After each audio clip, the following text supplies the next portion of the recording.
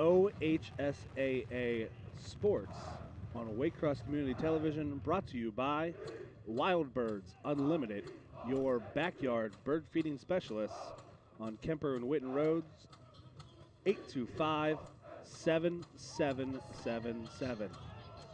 And Neiman Plumbing at NeimanPlumbing.com, 513-851-5588.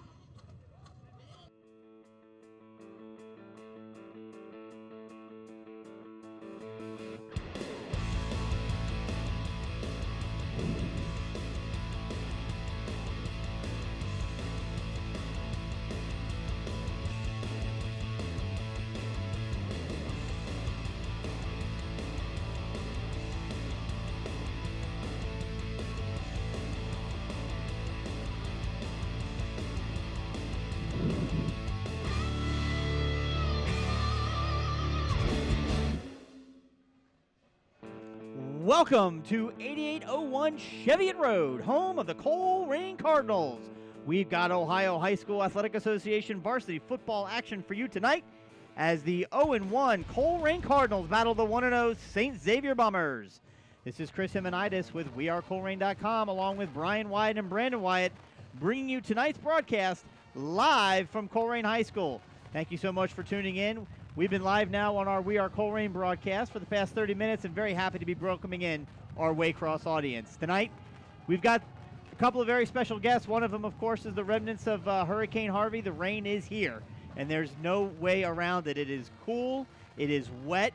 It has so far affected the crowds a little bit, but they're going to filter in. We know that because this game is one of the absolute classics every single year, not only in the city, but it's recognized all throughout the nation as one of the best.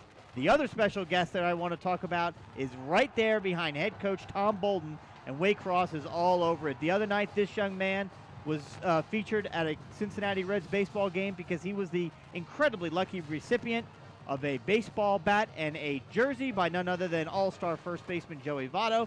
And tonight, his next sports duty, leading our 2017 varsity Colerain Cardinals onto the field, ladies and gentlemen, Walter Herbert.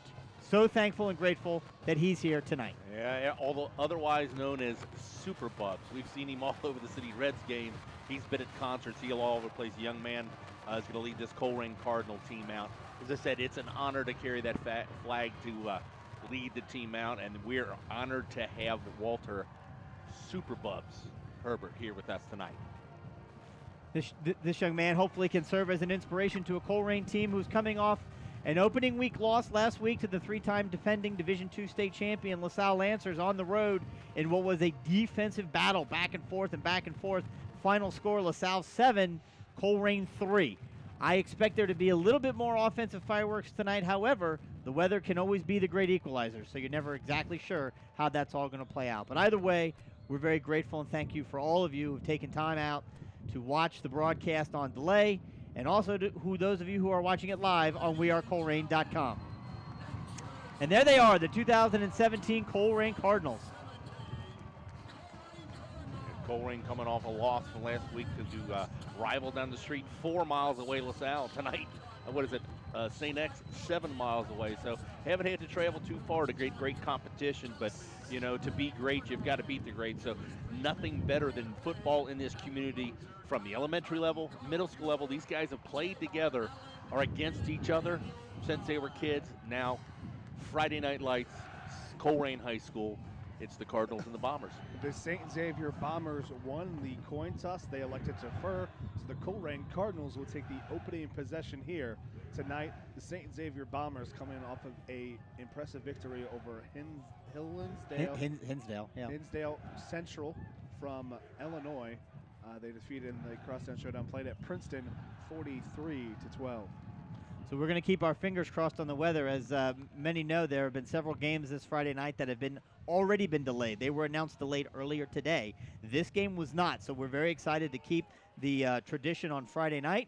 Colerain, St. X here at the Cage, Friday night, Week 2 action. The Cars really need to get off the schneid and get back on that winning side of the ledger, get some momentum as they get ready to head into GMC schedule already starting in Week 2 this year, as we only have 2 non-conference opponents. And, of course, we talked about that last weekend.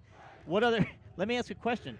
We only had 2 non-conference opponents this year. They just happened to be the defending Division I and defending Division II state champions. So not a bad non-conference schedule, I'd say. Coach Bolden steps up to be the best. You got to beat the best. And you know what? It doesn't get any better than this. So we're teeing up for the St. X Bombers, Donnie Stock. And the St. Xavier Bombers actually ran into trouble earlier in the year. They had their main kicker get hurt, so they had a tryout, and Donnie Stock won that job. So he gets his foot underneath it, and we are underway. The ball travels into the end zone. The Cardinals will take over. First down and 10 at the 20-yard line. And by Ohio high school rules, if a ball crosses that line, it is automatically a touchback regardless of the position of the player. Colerain Cardinals going to be in their home red, St. X Bombers in all white. And as a reminder, for those of you who are following us live on wearecolerain.com and watching via our YouTube, we invite you to use the live chat and talk with us here in the booth. If you've got any questions or any concerns about the team or anything you want to know, just ask us. You can also let us know if you're an alum. Under center, senior captain Gunnar Leyendecker, back from a brief shoulder injury, has got him back in there, and he's got a speed pitch out wide to the right. He's going to pick up some positive yards and then get actually taken down, it looks like, for about a 3-yard loss. So it's that St. X defense, once again, that plays their assignment well. And we're going to start off with negative play from scrimmage. And that's a great play by the senior defensive lineman / linebacker Blakeovich. He's committed to the University of Cincinnati. He started as a defensive end. He's kind of moved back to linebacker here for the St. X defense. So back under center now, 2nd and 12. There we go. There's a hand up right up off the middle, and that St. X defense stacks it up. Maybe a yard gained on the play. Almost back to the original line of scrimmage. It'll be 3rd and long. Good. Probably call it 3rd and 11. So as we said, the rain that tonight's going to make the ball a little slick. Not a lot of wind, a little bit of wind, but see how it affects the passing game. Which team can handle the adverse weather conditions? Tight end Luke Ponting checks out. Wide receiver Josh Huber checks in. Cardinals 10 seconds on the play clock. They got to get up there quickly.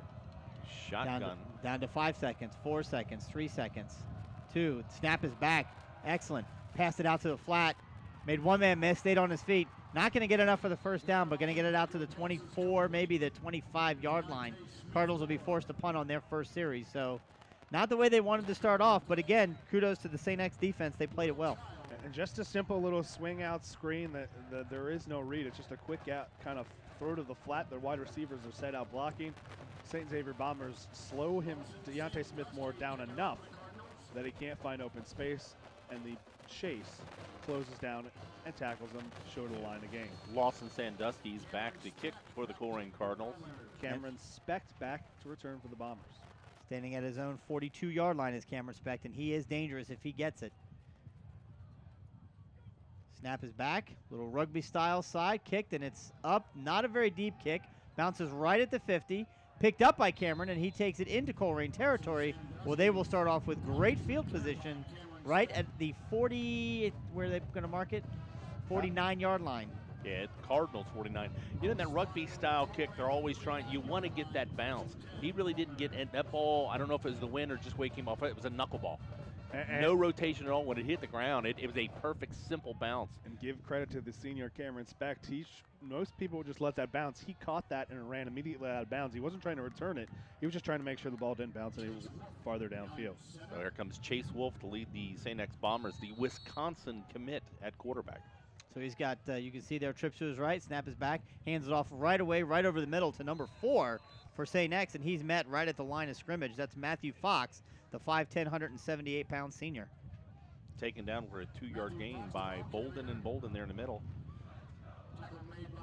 See a change up. Matthew Fox had 178 yards rushing, I think, last week against Hinsdale, so they're going to feature him a lot.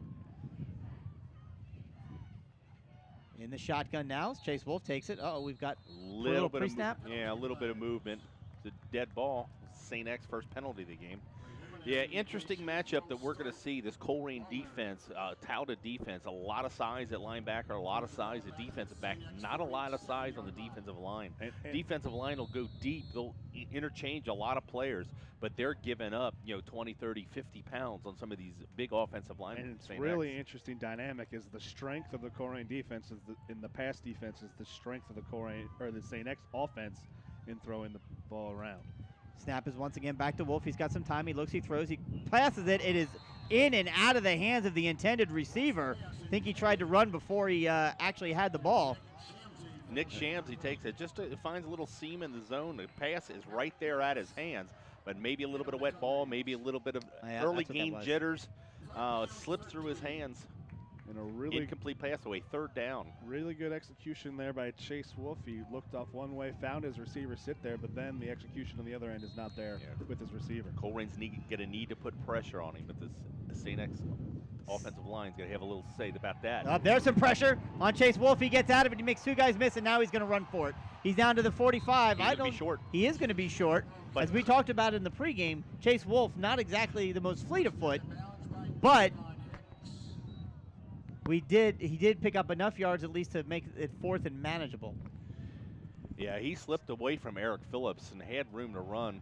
Steps out of bounds, but this is kind of in an area at the 44-yard line where you're a little too close to punt, but you only need 4 if you go for it. And they're going to leave the offense out there.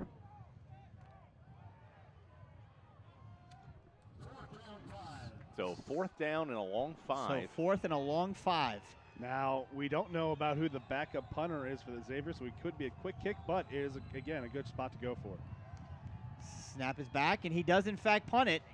And it's a good high punt. I think it's going to travel all the way into the end zone, and it does. So that's going to be, effectively a net 24-yard punt as the ball will come out to the 20-yard line. So no harm, no foul in that. The penalty and drop pass by St. X kind of put them in a bad spot, and Colerain will take over 1st and 10 again at their own 20. Cardinals go 3 and out. They punt away. St. X goes 3 and out. Touch back again. Start back at the 20. And we're right back where we started a series ago. We saw this last week. Field position is going to play a key role in this game. Always does. Colerain starts on their 20 twice so far. St. X started at the 50. So Colerain just, you don't have to score, but you want to change the field a little bit in one of these drives. Up tight to the line. Gunnar Leyendecker takes it. It's a speed pitch once again. And we've got some open room there. This J.J. Davis has got it, and he's into the open field. He's making all kinds of guys miss, and he's still on his feet. Takes it into St. X territory all the way down to the 42-yard line. 1st down, Cardinals. Some referees are discussing something. I don't know if he's going to call back. I don't see any flags on the play. There is, There's a over flag there by on the 20. Yard line. They're going to call Josh Huber for a block in the back. Well, that's a momentum swinger here. Colerain makes the big run, and this is going to take him even farther back because this is going to be a spot foul. And unfortunately, I don't think that play, if we get another look here on the replay, Josh Huber's block, I don't think is necessary. It's kind of one of those right at the point of attack. It is pretty, I think, clearly here, the C3 in the bottom, going to be block in the back. But I don't know. Yeah, that's quite obviously a block in the back. But we did see a little substitution there for Colerain Cardinals. Ivan Pace in at fullback. So now it's 1st and 18. Again, no loss of down, but they are now back 8 yards behind where they were.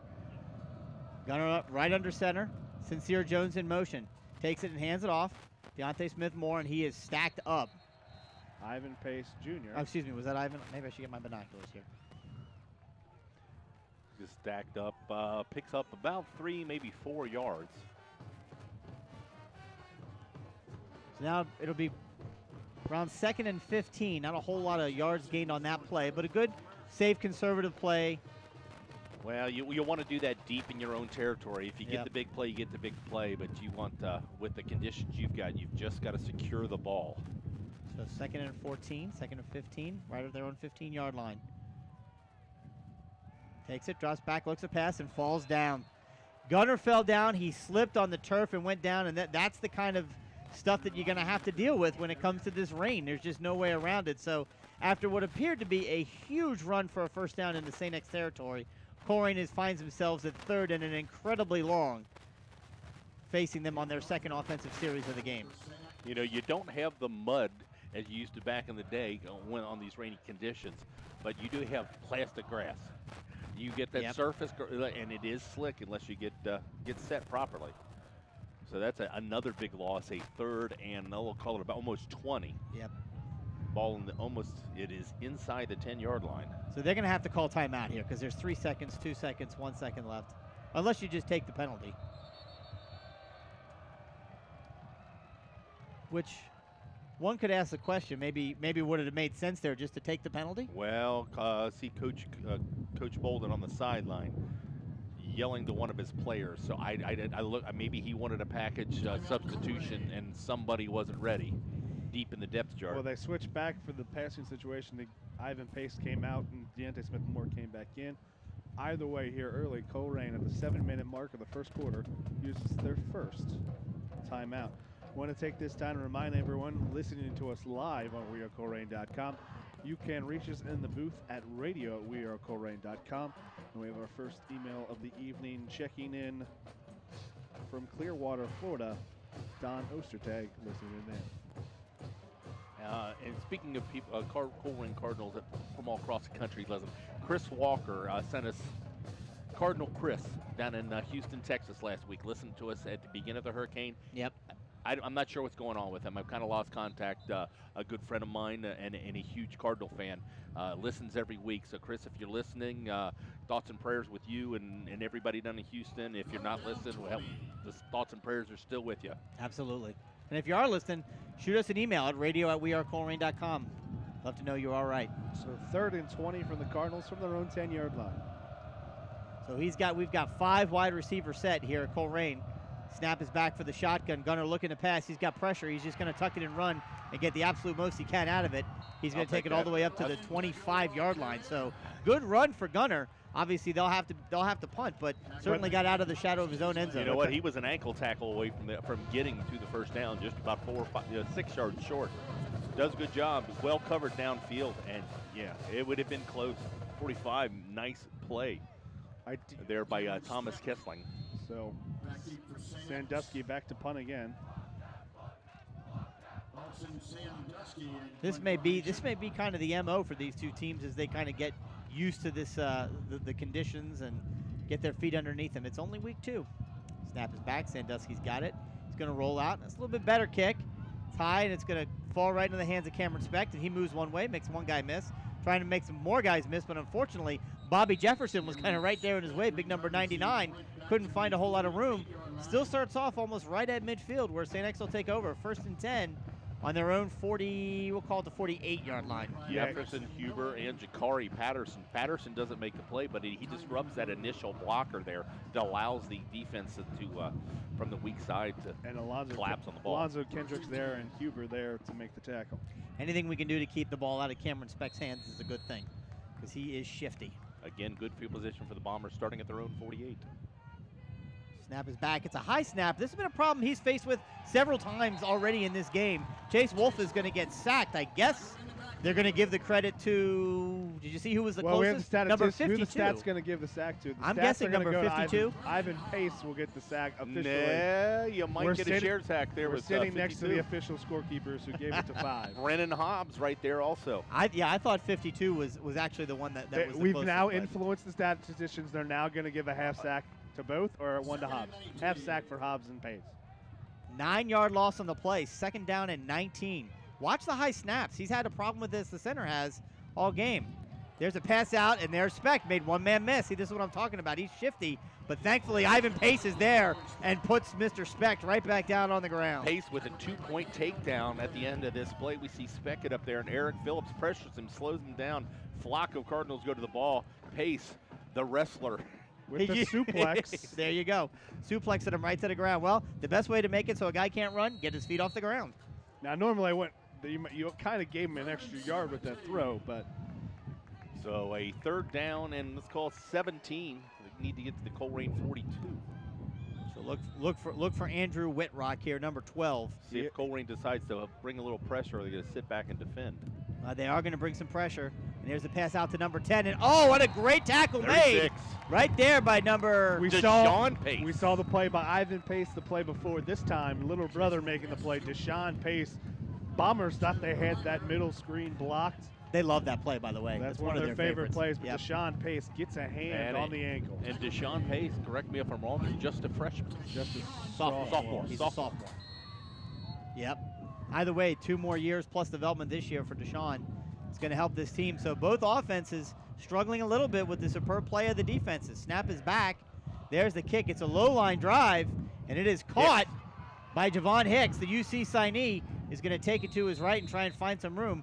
Either way, he's going to get the best starting field position the Colerain Cardinals have had all game here with just under 4 minutes to go in the opening quarter. No score between Colerain and St. Xavier. Really not a good punt there by Jared Kramer. He's doing double duty. He is also a wide receiver on the offense, and so it was an odd-looking kick, didn't get much height, didn't get much distance. The drop that he had, he almost had the top of the ball. Hicks doesn't get much yardage, but the Cardinals have flipped the field. So Colerain's going to take the ball over their best field position on their own 39.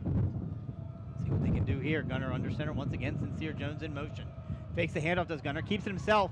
Right decision on his part. He's going to run for a solid 7, maybe 8 yards on that play. It'll be second down for the Cardinals. Good blocking up front by the offensive line. We'll mention their names. That's TJ Ganella, Taj Roberts, H. Aaronschwender, Nick Kroger, and Rusty Fett. And Eric Phillips at the tight end. And that's something we didn't see last week is that tackle there on the veer block. And that play, the guard, the tight end, and the tackle are going to triple team and move up. 2 people, blockers will peel off on the linebackers, and they weren't able to really seal off that linebackers against LaSalle. They did so on that play. So here we go. Gunner drops back, and it's a handoff directly to the fullback. He takes it, and he's going to push forward for the first down. Up past the 50 and into St. X territory. First down, Cardinals. He was probably stopped for a loss there. But kept his legs driving and just slipped through. Deontay Smith-Moore giving St. X some flashbacks to his older brother, Daytwan Smith-Moore. Again, Daytwan really had some good games against St. X. Just getting those little extra yardages when you think you have him stopped, so low to the ground, leverages forward across the 50, and gets the first down. So need to keep the momentum going. Rain coming down a little bit harder now here at Colerain Stadium. Once again, a handoff to the fullback. Going to pick up basically 1 yard on the play. The St. X defense really stacked that really well at the line. And a good job there on the backside of the play by the Xavier Bomber defensive line, getting penetration on the backside and closing that play off. So we'll give them 1, second down and 9. 2.5 minutes left here to go in the opening quarter. I tell you, St. X is really stacking the box. Yeah, they are. So there's a handoff to the fullback. He's going to take it again, but again, very little action there. Brandon, is that a quarterback call on that handoff, or is that a straight handoff, straight dive? That's the read that St. X has given them. But St. X, a lot of times, what they like to do is give a read, but it's a false read where they're basically the defense is designing him to whatever his normal read is to him to do the opposite, and they kind of lull him into a trap in that play. And in this case, I think that was more as a blocking assignment. That was blocking. It looked like. Yeah, Smith-Moore just couldn't get anywhere because the hole wasn't there. So now we're down to 3rd and 7. Hate to see this drive stall here. He's going to drop back, looks to pass this Gunner Linedecker, and he throws it in. It is caught. Short. It's going to be short of the first down, but it makes it a little bit more manageable. Javon Hicks, number 2, on the catch. 4th and 2 at the 42. It'll be about 4th and a long 2. Not quite. Pretty much the same situation St. X was last time. They used their quarterback to punt. Colerain is not going to do any type of diversion. They're going to bring their punter out right away. But Lawson Sandusky is the 3rd-string quarterback, and we saw last week he took off and ran. St. X has no one back, however, to return this. So you're playing to watch the fake. Yeah, he rolls out in this rugby style, and we saw him run. He got the option to run if it's there. St. X has got good pressure, and he punts it.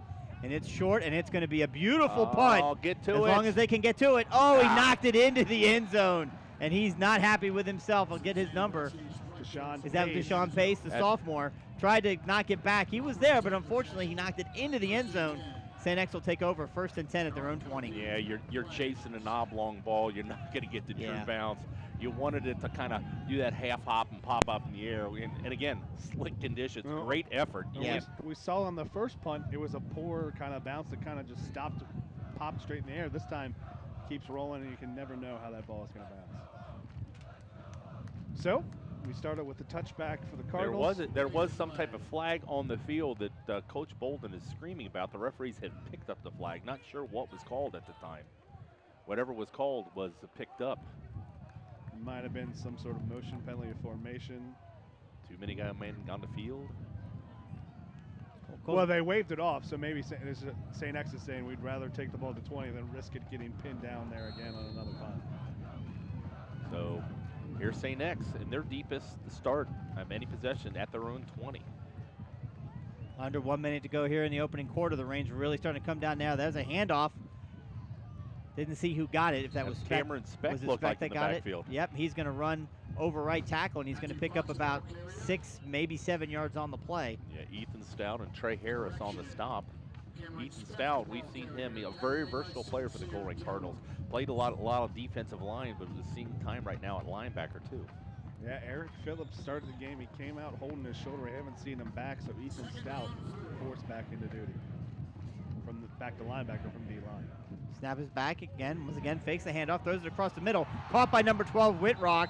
Nice open field tackle made by Deshaun Pace, but not until he gets out to the 46-yard line. First down, Bombers.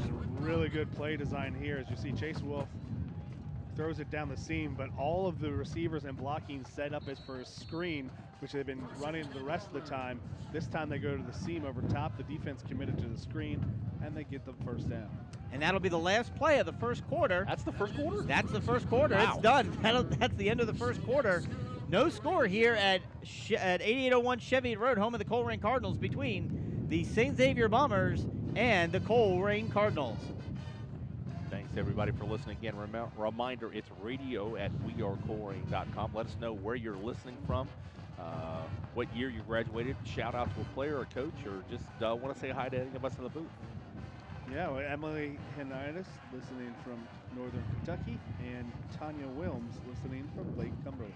And thanks to all of our volunteers here at Waycross Community Media. We couldn't do it without you. You guys are standing out in the rain up, and we're warm here. So, thank you for helping us showcase our student athletes. And we'll have the playback schedule of this game on Twitter, on our Facebook page a little bit later. But if you want to be part of a future broadcast, remember it's www.waycross.com/volunteer. Be a part of the broadcast team, the production team, or just learn to run a camera. Thank you all of our volunteers that are here today. So first down for the St. X Bombers. The ball is on their own 46. First down and 10. Snap is back. Got a little bit of time. Throws it out, and it is caught, but immediately tackled right at the 50-yard line. So about a 4-yard pickup on that play. Yeah, Luke Bolden there immediately on the play, and just a really good throw. Nothing the Cardinals can do to kind of, with that route and that throw, he's going to make the catch, but they did a good job of containing it to 4 yards. Yeah, that's just timing. I'm going to take 4 steps and turn out. You 1, 2, 3, throw it. So the defense has got to be there just to limit the game. Second down and 5. Snap is back. This time it's a wide pitch out to Cameron Speck once again, and he's immediately hit. This time by Javon Hicks one more time. Very short gain on the play, 3rd and about 4. And Javon Hicks, the UC commit, really focusing on defense more this year than offense for the Colerain Cardinals. Last week he went against another future UC teammate, Wiley at UC. He's going against another one here in Bakovich, the linebacker. Showed some great closing speed there. There was only one defender out there. There looked like there'd be some space, but he really closed it up to limit the gain. 3rd down and 4. Trips to the right, fakes the handoff, looks the pass, throws it to 8. Speck one more time. He's got it, and he's going to be knocked right out of bounds over on the Colerain sideline, short of the first down. So it's going to be 4th down. They're going to mark no gain on that play. So good defense by the Colerain Cardinals, once again putting St. X in a 4th down situation, and they're going to come on to punt here. Again, bluff another screen, and that receiver release. Colerain didn't fall for it. Speck was like the 3rd option, released out, but good closing speed by the Colerain. You mentioned before Blake Blakovich for the defensive end for St. X, a UC commute and a commit, yep. And he'll probably Javon live Hicks. on campus. Probably. Snap is back. It's a good punt. Gets right underneath it is Sincere Jones. He takes it inside the 10. Come on, Sincere, find a way out. He's going to get back up to the 10-yard line. So great kick and great coverage by St. X. And Colerain's going to start off with their worst field position of the night so far, starting on their own 10-yard line. When we talk about those UC commits, we saw on the sideline Coach Luke Fickle there looking on some of his future Bearcats, maybe trying to get another few more here, get a look at them from the Bombers and the Cardinals. Fickle's on the sideline? He is. Always looking to get this. He's got those seniors committed, maybe looking to the next classes, the juniors and sophomores. On the heels of their win last night over Austin P, 26-14, Coach Luke Fickle finding some time out of his Friday night. Come check out the Cards and the Bombers. It's the game in the city, and we're glad to be bringing it to you. J.J. Davis in motion. He's going to get a speed pitch, and he picks it up, and it's a good thing he did because that was a low pitch. There's a penalty in on that. Yeah, in the area of holding again. This is going to be a probably half the distance. It's a spot foul. Yeah, we don't know what it is. I'm guessing right now it's holding. It's a block in the back again. It's the signal from the sideline official. It's a difficult. I think Specht is going to take the down here rather than the yardage. Yep. So it's moved on to the yard marker has indicated a flip over to second down. And they will take the down over any of the penalty yardage as Colerain just got back to the line of scrimmage on the play. It'll be 2nd and 10. Yeah, St. X had flipped the field there with that good punt. I don't know if you don't take that one right there. I'm a little surprised. You move them inside the 5, limits what they can do offensively. Especially you take the down away. Especially because I thought J.J. Davis was tackled for a loss. He actually managed to get himself back to the line of scrimmage. Which I don't know how he did that. That's impressive for J.J. Davis. So here we go now. Sincere Jones in motion, takes the ball, fakes the handoff to, I'm not sure who had it. I think Gunner got it, and he got pushed all the way back. Obviously, he'll get forward motion, but he's going to end up losing yards on the play again. Really well defensed by St. Xavier. Yeah, keeps himself a great play by 23. That's Rajay Bridges. Gunner hit for a 5-yard loss on that play. Listed as a wide safety, the junior 6 foot, 185 pound. The Colerain's got themselves in a hole here. 3rd and 16, standing on their own 4-yard line. Not a great spot in my eyes. Gunner was hit about the 6, and he marked it at the 4. Well, he's going to have to find a way to get it out. There's a speed pitch. They're going to try and run wide with Sincere Jones. He's going to get it out to the 10, stay on his feet out to the 20. Down. He's going to pick up a first down. You asked how are they going to get it out of there? Get it out of there with speed. Sincere Jones takes the pitch to the outside, gets a great block. I believe that's Hicks on the outside. Well, I'll tell you what, I don't know how much blocking Javon Hicks is going to do in college, but he certainly got the job done there. You can see it on replay. Sincere Jones Hicks coming and then around. J.J. Davis in the play, and I think that was one of the other things. There were some missed assignments up front with the offensive linemen. There were some missed assignments last week with the wing backs and trying to get the blocks downfield. 1st and 10 at their 24-yard line. Gunner takes it, hands the ball off. It's on the floor. It's on the floor. Problems again in the mesh for the Colerain Cardinals. Gunner Linedecker looked like he wanted to pull that ball out. The fullback wanted to keep it. Either way, neither one of them had it. The ball falls to the turf. St. X is going to take over. First turnover deep into Colerain territory. Going to mark the ball first down for the St. X Bombers at the 24-yard line. And this time it's the mesh between Ivan Pace now in a fullback and Gunner Linedecker, and just some poor execution that leads to a turnover. It's St. Xavier football. Yeah, that's a fine line in the field the quarterback and fullback have to get. I take it, you take it. Snap is back. Chase Wolf's got some time. He looks, he throws it deep downfield, and it is incomplete. He had a wide open receiver, and he just missed him. And again, the Bombers' play design used the kind of swing pass from one wide receiver as a fake to draw the safeties up and try to throw to a different receiver. And this time, it was there, but dropped. And again, I think that was more on a throw than it was. Yeah, that was definitely more on a throw.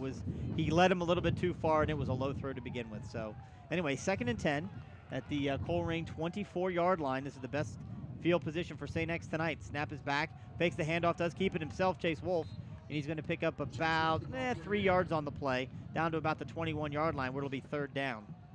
It's just simple read option, takes the dive there away, but Dan Bolden there to close it out. This is a really tough position to put your defense in. I mean, you're asking him to defend basically 20 yards and try and keep a pretty potent St. X offense out of the end zone, but they've done a great job so far this game. Let's see if they can do it one more time. It's 3rd down and 7. Snap is back. Chase looks to pass. He throws it wide open to number 10. He's got it all the way down to the 5-yard line. He's still on his feet. Gets down to about the 2, maybe the 1. We'll see where they're marking, but either way, it'll be 1st and goal for the Bombers. Colerain takes a chance there and brings a couple extra linebackers. It's picked up. Great play by the running back. Gives Wolf enough time to get the ball out and find that secondary receiver where he's set up right where that linebacker had blitzed from. A good call and execution. 1st down and goal. And all around, the protection was there, did a good job, but also a good job of Wolf just kind of stepping through that protection, stepping up and finding the space to throw the ball and deliver. Big block in there by Matthew Fox. So they've gone full house backfield. They got a couple monsters up front, lead blocking for.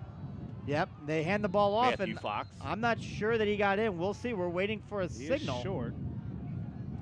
So it's going to be 2nd and goal at the 1-yard line. They had on that line Bobby Jefferson in the backfield, a 6'3" listed as 250 pounds. And Thomas Kessling, the 6'4", 230-pound linebacker. Right to the line of scrimmage. And they're going to hand it off one more time to Fox, and he's going to take it, and he's going to take it. No. Not going to get it. He's not going to get it. He got pushed back. Ivan Pace with a suplex again, this time going the other way, slams him away. And this is all Ivan Pace. He had the push to go in, but Pace takes him. Trying to get a number underneath. A good push underneath by the interior defensive line, but that ball's on the shadow of the end zone. All right, I presume they can do it one more time. Quarterback sneak. Let's see, yep. Chase Wolf's got it, he hands it off to number 4. And the Bombers jumped. I don't think the Bombers, they weren't set. Full start against St. Xavier. And I tell you what, I don't know if the wind has shifted and the rain is hitting our windows more, or it's completely coming down a little bit harder out there now. It's coming down harder. It's pouring outside. These young men are playing in some so down excited to conditions. get the ball. Matthew Fox, he was the one that took the first step there from the tailback position. So now it's And that gives it's a whole package substitution for the offense. That goal line package comes out, and the traditional spread offense comes back in. Bud from the 5, we've seen a little play action. They can run. They can fake the pass to run it. Wolves shown a little bit of ability to run with the ball. certainly not out of the woods yet. New running back Rajay Bridges in the backfield. He was playing safety earlier for the Bombers. Snap is back. Chase Wolf got it. He's looking, throwing, looking to throw it deep. It's caught by number 10. I'm not sure if he got a foot in or not. No, He did not. They're They're going to marking rule him him out of bounds. So the Colerain Cardinals staring down the barrel of a 1st and goal on their 2-yard line, managed to hold off St. X, don't allow the touchdown, and in comes the field goal And this unit. is a big thing for St. X. Donnie Stock is a lacrosse player they brought in and had an open kicking competition because their main kicker got hurt. He's done very well, but he had 2 kicks blocked last week on poor snaps. So here in the elements, it's going to be here St. X with a short field goal. Looking to put the first points of the game up on the board is the St. Xavier Bombers. Snap is back, hold is down, kick is up, and it is no good. Wide right. The Colerain Cardinals have held serve. Wow, you had 3 plays inside the 3-yard line. 2 plays inside the 1-yard line. 2 plays inside the 1. The Colerain defense comes up big, and on missed field goals at the high school level, they're just like the punt. It goes sets at the 20-yard line. You talk about Am I momentum right? shift. You You're talked correct. about momentum shift before. The momentum may have just shifted again back to the good guys in red and white. And I mentioned Good guys. Homer. And I mentioned earlier, St. X had struggles with the snap. They had 2 missed extra points last week, and we see it again here. I don't know if that was necessarily a snap, but that timing did not look right. There wasn't a lot of pressure. That was just on the execution of the St. X special teams. So St. X, or Colerain dodges a bullet here. They're going to take over and throw on 20-yard line. So there we go. It's a counter play. Back up through the middle. Well defensed by X. Positive yards on it. Picked up 2 yards. So we have official word from the sidelines that Phillips' shoulder issue is going to keep him out for the rest of the game. So it's a big loss for the Colerain defense. Eric Phillips, that superstar, started as a sophomore last year, tight end, moved to defensive end. He'll be out, so it'll be Ethan Stout's job on outside linebacker for the rest of the night. Oh, the defense has done their job so far. 2nd down and 9. J.J. Davis in motion. Colerain kind of does that little hesitant play, draws the defense over, and they're going to get a free 5 yards, I believe. Well done by J.J. Davis. Good execution. At this point, we'll take 5 yards any way we can get it. You give J.J. Davis credit, but give credit to everybody out there. That offensive line, what they say, hold your water, hold your water. Yep. I want to thank our eyes on the sidelines, Alex Kaiser, with the info there from the Colerain sidelines. Of course, we encourage you, if you're not doing it already, follow us on Facebook, follow us on Twitter, and this year, of course, moving and over to Snapchat, and we've got our stories all lined up there, and we'll have that throughout the game as well. So there's a speed pitch back once again to Sincere Jones. He's going to run around right and get taken down. He's maybe picked up 1 yard. I think he just got back to the line of scrimmage. It'll be 3rd and 2. He tries to get outside. A great play by Chris King, the St. X Bomber. Gets outside. High tackle, but just enough to take him down. Yeah, maybe the length of a football game. So at 3rd down and 2. Need to get to the 30-yard line on this play. Colerain going to go big right here. St. X went big near the goal line. They're going to bring Bolden in. Probably stack that backfield as we saw last year. Yep. Put a couple linebackers back as your lead blockers to get 2 yards. Put John Hudson in as an extra lineman as well at the other tight end. Pace in at fullback. So they've got to get out past the 30. No doubt about what they're trying to do there. Hand the ball off. Power. They're pushing. They're You know pushing. what? That was something different. They put Bolden not as fullbacks. They put them as wingbacks in the wing tee and just kind of kicked out the ends. And the Pace made contact here. spot of the football is at the 30-yard line. They needed the 30-yard line. 1st down, Colerain Cardinals. And I'll tell you what, too. They went right to the side. They brought in the extra lineman, John Hudson. They went right behind him and Rusty Feth, and they pick up the 1st down. Thomas Kessling for the Bombers was there to meet him, but the tackle was high, and you're not going to take down Ivan Pace high. No. So he needed the 30. He got the 30 and the 30 and tip a of half. the ball. Yeah, that's about it. All right, 1st and 10, fresh set of downs. A lot of hard work being done here just to get some yards. Gunner drops back, looks to pass, he throws it. It is caught by Sincere Jones. He bounces off of the defender, stays on his feet, takes it all the way into St. X territory, down to the 35-yard line. There's no flags on the field. 1st down, Cardinals. Well, just a simple out pattern, and the St. X Bomber defense is there. As we see the replay, he throws it out. He's there to hit Sincere as he catches the ball, but as he comes down, what athleticism. Keeps his feet, turns on the Jets, gets to the outside, and if it wasn't for the safety there, he's to the house. So Colerain. You talk about that safety again. That is Raja Bridges, and he's been all over the field for the Bombers. You always say you hit the man, but you got to wrap up just through his shoulder. That was a scary pass, and a just great playbook of Sincere Jones. Javon Hicks in the game, J.J. Davis, Deontay Smith-Moore lined up at fullback. Sincere Jones. There's a speed pitch once again to Sincere. Blocked. He's got it. He's got some room, and he's going to run. He's down inside the 20. Another 1st down for the Colerain Cardinals, all the way down to the St. X 19, possibly 18-yard line. We see it right there. Gunnar Leyendecker barely gets out of the mesh. Bridges forces the pitch right away, but J.J. Davis with a great block downfield opens that up for Sincere Jones. That is picture perfect. Draw that one up, put that one in the your game log. That is the way to perfectly run the option.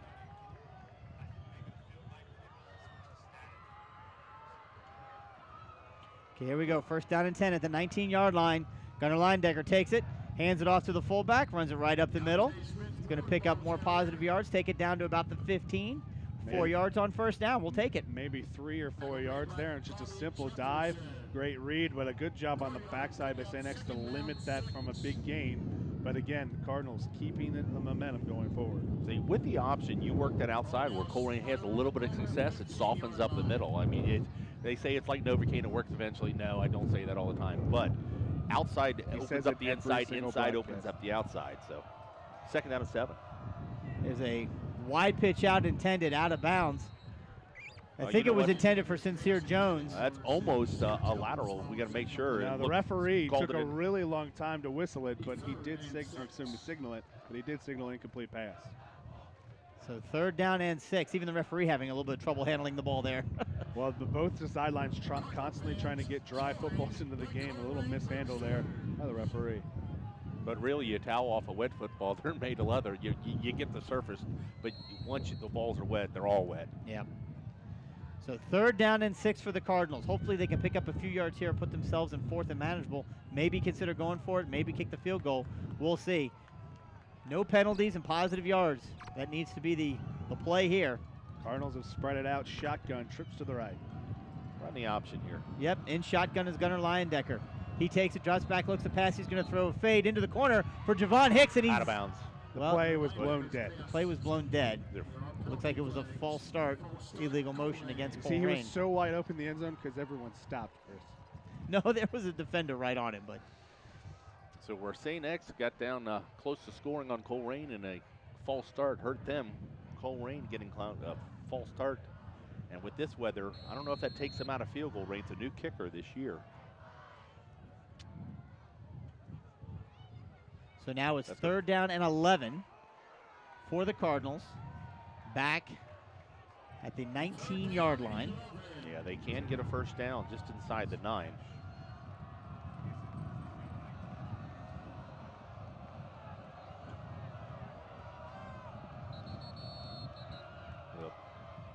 Play clock again running down. Colerain calls a timeout. Coach Golden has not been happy with the way they've been resetting this play clock the whole first half, and it's still on his staff to get that accomplished. He get the timeout.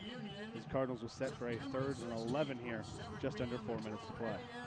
Yeah, unlike last week where you just rely on that deep official. The play clock is in each end zone, very visible, but you're right. We've seen Coach Bolden.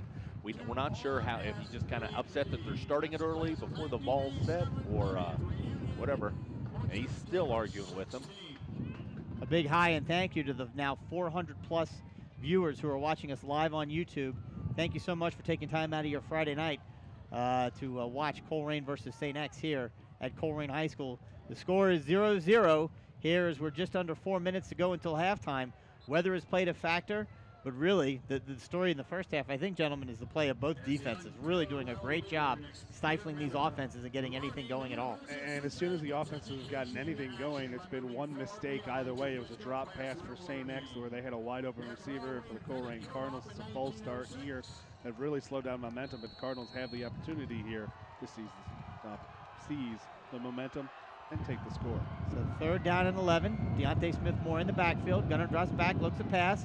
He's going to throw it deep into the end zone, and it is incomplete, batted away at the last second. Well, he throws it into double coverage, Aaron. It's just a jump ball. There is a flag on the play. Well, that was Javon. Was that Javon or Sincere down there? Javon, and he was clapping when he got up, so maybe he's thinking pass interference? That was an ill-advised throw. They put basically 2 defenders on Hicks. Well, yep. They said you went left last time trying to jump ball. This time you went right, so they double-teamed him, and they're calling pass interference against the on defense. The Bombers.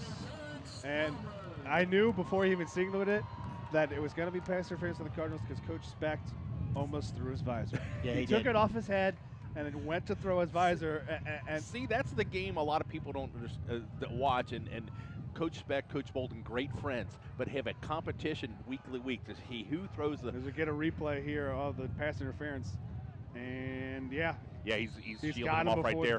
He can't jump because he's got a trail hand on him. It's not the most egregious of pass interferences, but to the letter of the law, it is a penalty. So here we go now, back to 1st and 10. The Colerain Cardinals have it under center is Gunnar. He takes it, fakes the handoff and pitches it.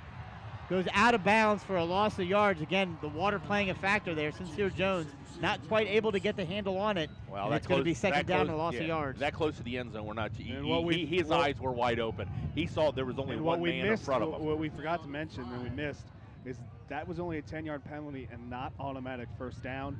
So it made it 3rd and 1. The Cardinals went unable to execute there, so it'll be 4th down, and the Cardinals forced to kick the field goal. Yeah, that's a great call. Thanks. Colerain brings in their kicker. So this is going to be a 31-yard attempt. Chris Mangold. The weather is not being kind to our kicker. Snap is back, hold is down, kick is up, and kick is no good. Wide left. Wide left for the Colerain Cardinals. So wide right on a field goal attempt for St. X, and wide left on a field goal attempt for the Colerain Cardinals. Then with 3:39 left to go here in the opening half, we are stuck at 0-0. Well, that's a real shame. Hate to see that drive and that great catch by Sincere on that drive kind of wasted and not be able to get it in. But, you know, penalties don't hurt you, and you've got to be able to execute. And right now, neither offense is doing a real great job executing. Well, they've moved the ball. They both couple of big plays and brought them deep, and they both missed field goals. I mean, you talk about an evenly matched thing. It's just going to come down to one big play. Colerain, we thought we had that momentum with Sincere, but we've got 3:30 left of the half, and the ball's loose. Still loose. Cardinals have it. Talk about a big play. Chase Wolf runs the just looked like he dropped the ball, no contact. And we saw this earlier on the Cardinals turnover. You had a quarterback-fullback substitution. Lion Decker substituting. Ivan Pace came in a fullback, a fumble on the exchange. This time it's the other way. Raja Bridges is doing a great job on defense for the St. Xavier Bombers. He comes in, checks in running back here, and the mesh between him and Chase Wolf results in a fumble. Yeah, I believe that was 55. Trey Harris on the fumble recovery. So it's 1st down and 10. I presume it'll be first and goal at the 10-yard line. Colerain gets a new life. Let's see what they can do.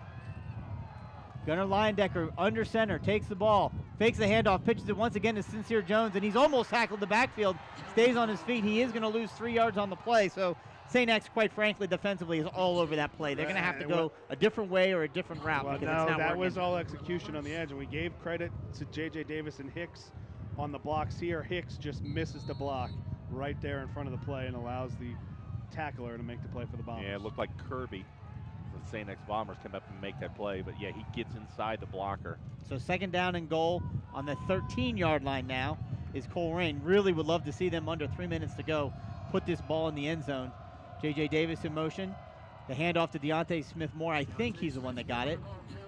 Yeah, he's going to get it down just he's outside the 10-yard line. He's still standing, but his forward momentum has been stopped. So it's 3rd down. They had marked it 3rd down on the scoreboard before, but it's 3rd and goal, again at the 10-yard line. This is kind of where you miss it. Eric Phillips has gone out of the ballgame here. If you could use your tight end, they're double teaming Hicks now. We've seen that on the outside. You're going to have to find another weapon here where you could spread them out and release somebody from the tight end. Well, Javon Hicks goes wide to the top of the screen. It looks like he's got single coverage over there unless the safety rolls over. We'll see. J.J. Davis in motion. Gunnar drops back, looks to pass. He's under pressure, and he's going to go down. Gunnar just did not have the time necessary to make anything happen, and he's going to be taken down outside the 15-yard line. So backwards, this Cardinals offense is going until they can figure it out. We're going to presumably see another field goal attempt here with under 2 minutes to go. St. X with their full complement of 3 timeouts, Colerain with 1. Yeah, that was Will Child, just kind of bull rushed the guard there, just ran right through him. And Colerain looking to make a decision, but I believe right now with under 2 minutes, he's going to let the play clock run out. That's all he's doing. He's running the clock and setting up. St. X will get the ball with 3 timeouts left. And what's really surprising is Specht is he's got 3 timeouts. The clock stops on a 1st down. Really surprising that he's letting this clock run, because frankly, you timeouts you can keep and you can stop the clock. You can't put any more time back on the clock once it's gone. Yeah, but he's. Yeah, he let what? Whatever, 20, 25 seconds just roll right off the clock. Although, you have to wonder, how aggressive is he going to be coming off that fumble on the last series? Well, a lot will depend on the kick return here, or if what happens in this play. If the Cardinals make the field goal, you've got a kick return. If the Cardinals miss it, you're deep in your own area. But you have all 3 timeouts and a quarterback that's going to the University of Wisconsin. You got to trust the senior quarterback. Yeah, absolutely. And how many times have we seen with this rivalry, it's come down to a special team play, a block punt, a block field goal, a big return. So far, special teams has been bad for each team. Punters done a decent job. Not great, but they've done a good job. Take this time to remind everyone you can reach us in the booth at radio@wearecolerain.com. We'd like to thank former Booster President Mark Strong and his wife Teresa Strong for listening to the broadcast stuck at home with a broken leg, and listening from Corona, California, in nice sunshine, Lenny Lopez. We haven't heard from the Shears yet? Not yet. Wonder if the Shears are listening. Jim and Terry, if you're listening, let us know. All right, so now the two yards, a little bit longer, a 33-yard attempt now for the Colerain Cardinals. Let's see if we have better luck on this snap and kick. Snap is back, hold is down, kick is up. It looked good, but I think he missed it again. No, he did not. Oh, he got it. No, he threw for 3 points. Always look to the players because they know exactly if it went in or not. And at the 1:16 mark of the second quarter. It's your Colerain Cardinals leading the St. Xavier Bombers 3-0. Well, I always like to watch the band in the student section there behind the goalpost. They're first to celebrate, and one of our ball boys, or ball men, whatever you want to call them, standing underneath it. He signals before the referees normally. So. Well, also, the last time when he missed, St. X was jumping up and down. This time, St. X just kind of walked off the field. So, 1:16 to play. The Cardinals will kick off for the first time this evening. We saw LaSalle get a good return on the Cardinals last time. We saw a kickoff return. See what the Bombers do here, and I think this will really dictate what kind of attack Specht comes out with his offense. Well, we've seen a big leg from him in a couple, but we saw a big return last week. With this, a wet field, they've got 2 timeouts left. I would just squib the ball. I was thinking the exact same thing. Just line drive that thing on the ground as hard as you can and see how far it goes. Make bad conditions worse by getting that ball as wet as you can. Yeah, because if you kick it up in the air and they catch it, right, then you're asking your special teams to be able to cut and be reactive on the return. And, you know, I don't know if Specht is back there and he gets his hand on it. I don't think he is, but let's see what they decide to do here on the kickoff. 1:16 left to go, and they put it up in the air, and it's a beautiful little kick taken right at the 5-yard line. St. X takes up to the 10, to the 15, to the 20 before he's even touched, and he gets taken down right before the 24-25-yard line, where it'll be first down. Good play by Luke. Javon Hicks is signaling to the referee that he fumbled the ball. Colerain is laying on the ball. Do we have a turnover? We haven't got a signal from the referee. They're unpiling. Lex doesn't look very Jacob upset, Huber comes up with the ball, but, you know, a lot of times you wrestle with it. The referees are discussing. Nah, they're not even going to talk about it. So,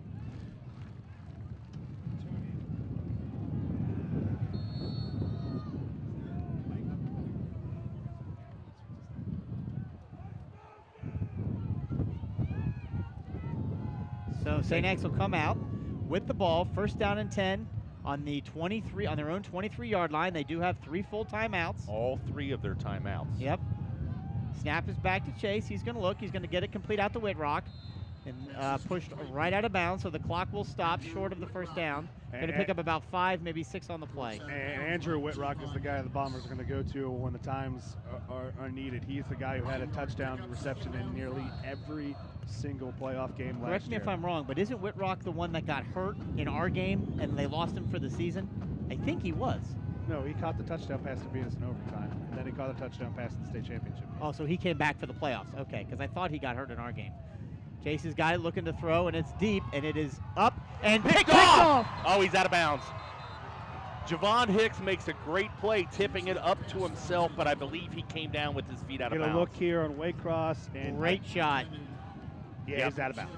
Oh, look at that. Thanks. And can you believe these guys on the camera volunteers? And it's just like in this weather. And it's just look at that shot. It's just like the St. X pass attempt in the end zone earlier that was caught out of bounds. He had one foot in bounds, but the one that was out of bounds hit first, and therefore it's incomplete. Does stop the clock though. 1:01. 3rd down and 7. 6. Right around there. Snap is back. Chase is looking for it. He's going to run. He makes it up. See, made a cut and made one man miss, and he's going to get enough for the first down. All the way out to the 30, we'll say the 37-yard line. Scrambles, but the clock is running with that.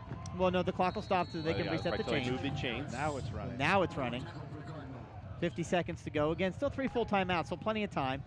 There's a pass intended, but in and out of the hands of the receiver, number 10. It'll be 2nd down. Clock stops now on the incompletion. Yeah, just a little timing route out there. That was Jared Kramer. Kramer. Yep. 6 foot, 170-pound junior. Sincere Jones playing a little defense right there. This defense has done a fantastic job holding St. X to 0 points thus far. Would love to be able to go into halftime with a 3-0 lead. The defense is going to be asked to step up one more time. Snap is back. Chase has got it. Bolden in pursuit. Bolden in pursuit. 52's in pursuit.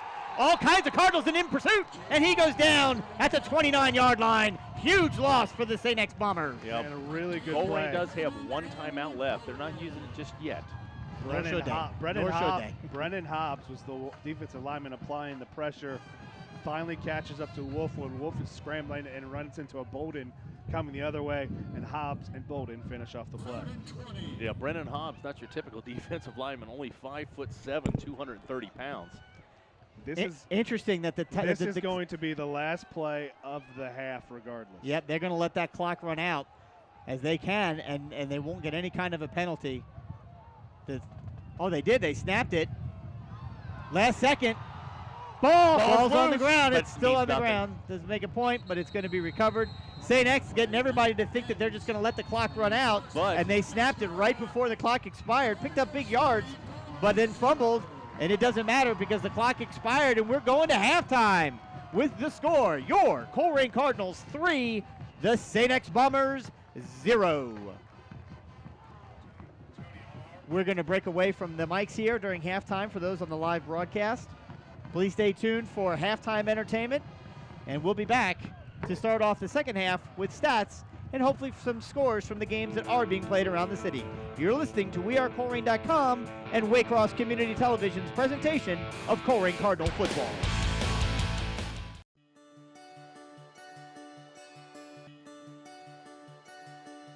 If I play sports for my school, I'll learn how to be part of a team. I will have more friends.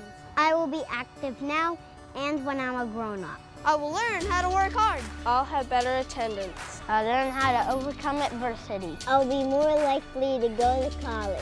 I will learn how to get along with others. If I play sports for my school, If I play sports for my school, I must learn to be a good student during school if I want to put on my uniform after school.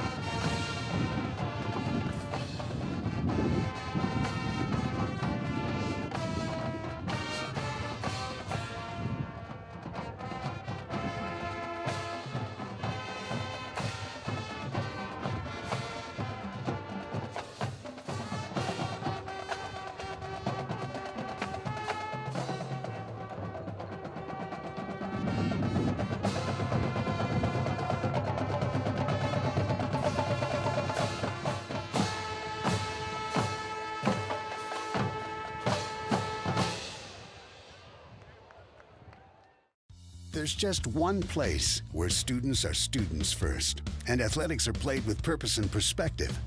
There's just one place where a team is more than a group of individual agendas.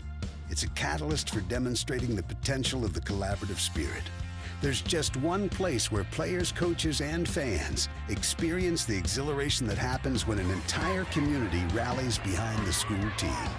That place is your local high school. High school sports offer more than the joy of competition.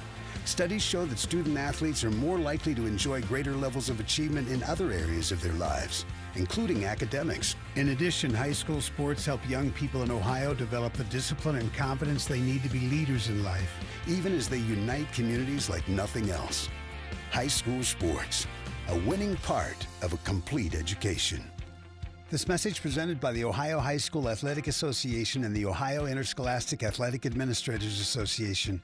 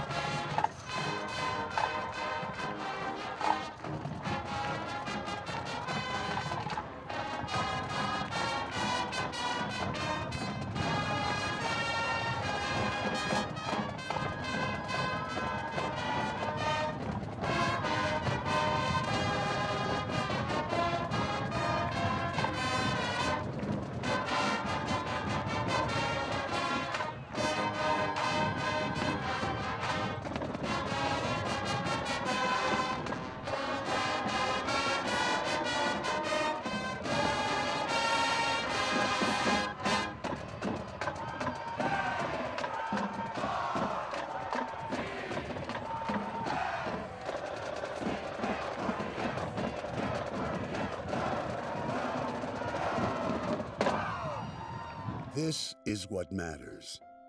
This is beyond X's and O's. This is the difference mutual respect makes. This is what character looks like. This is what defines us in Ohio. This is sportsmanship. School sports, it's not the outcome that matters most, but the way the games are played. This message presented by the Ohio High School Athletic Association and the Ohio Interscholastic Athletic Administrators Association. Let's take a time out to talk about educational athletics. That means that school sports are an extension of the classroom. Student athletes earn the privilege of participation in sports by succeeding during the school day first before they put on the team uniform later. Student athletes prove that with better attendance records, higher GPAs, and fewer discipline issues than non-student athletes. That's what it means to be a part of the Ohio High School Athletic Association. OHSAA Sports on Waycross Community Television, brought to you by Wild Birds Unlimited, your backyard bird feeding specialists on Kemper and Witten Roads, 825-7777. And Neiman Plumbing at NeimanPlumbing.com, 513-851-5588. We are back here on WeAreColerain.com with some scores from around this city. Elsewhere, playing in the GMC, Fairfield leads Northmont 15-14 at halftime. Hamilton and Fairmont tied 0-0 at halftime. Lakota East and Kings tied 21-21 at halftime. Centerville leads Lakota West 28-7. Mason on top of Withrow 20-0. Springboro on top of Middletown 7-0.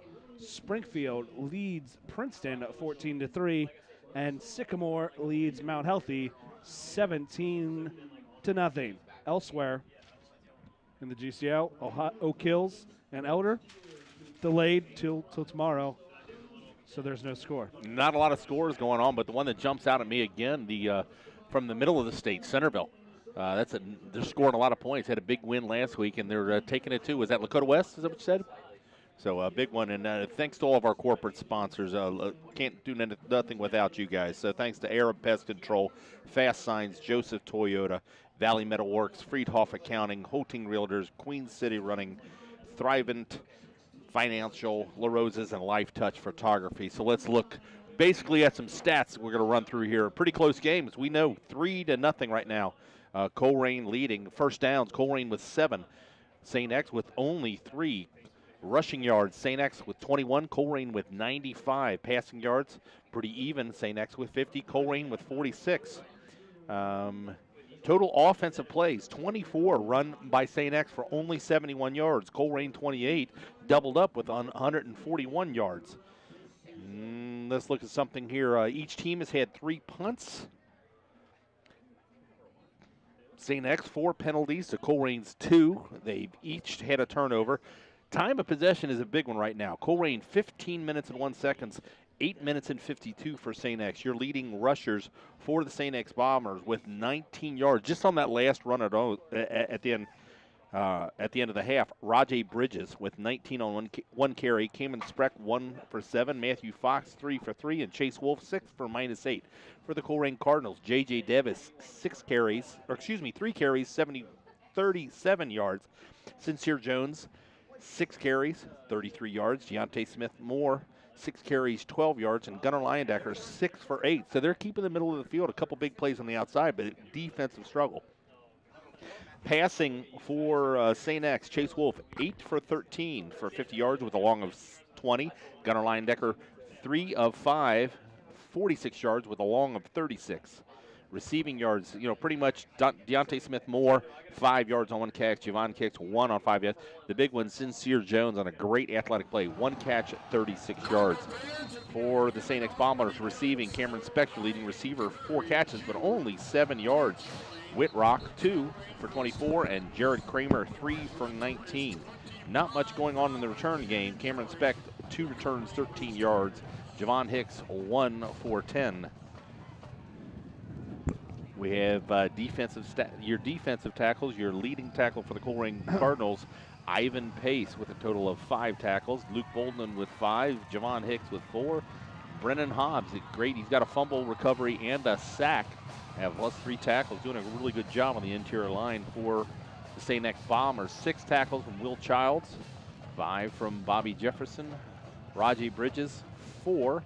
And Sean Messu with 4. Also, the only score of the game came with 1:16 left in the half.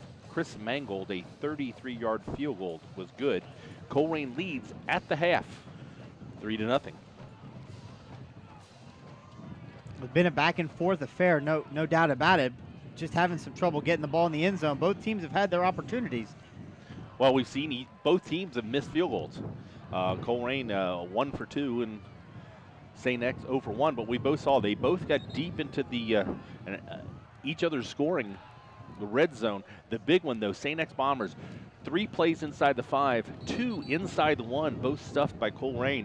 Then got a offsides penalty, moved back, had to settle for a field goal attempt, which was missed. So St. X Bombers deferred to the second half, will get the ball. And the rain has picked up intensely in the past 30 seconds, right as the teams got set to restart the half. As has the wind. If you take a look at the top of the goalposts, you'll see those goalpost flags almost perpendicular to the ground. So wind and rain has kicked up here for the start of the second half.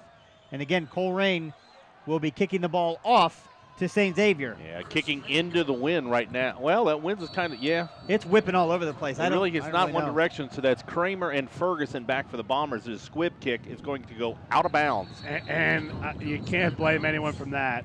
I think they're gonna reset it because the ball fell off the tee before he went to kick it.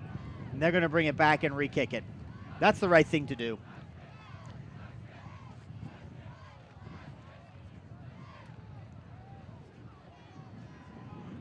You see here on the replay by Waycross, the ball falls right off of the tee just before the kicker puts his foot on it, so they're going to reset it. And we can hear the wind in our headsets. It is whipping around bad out there.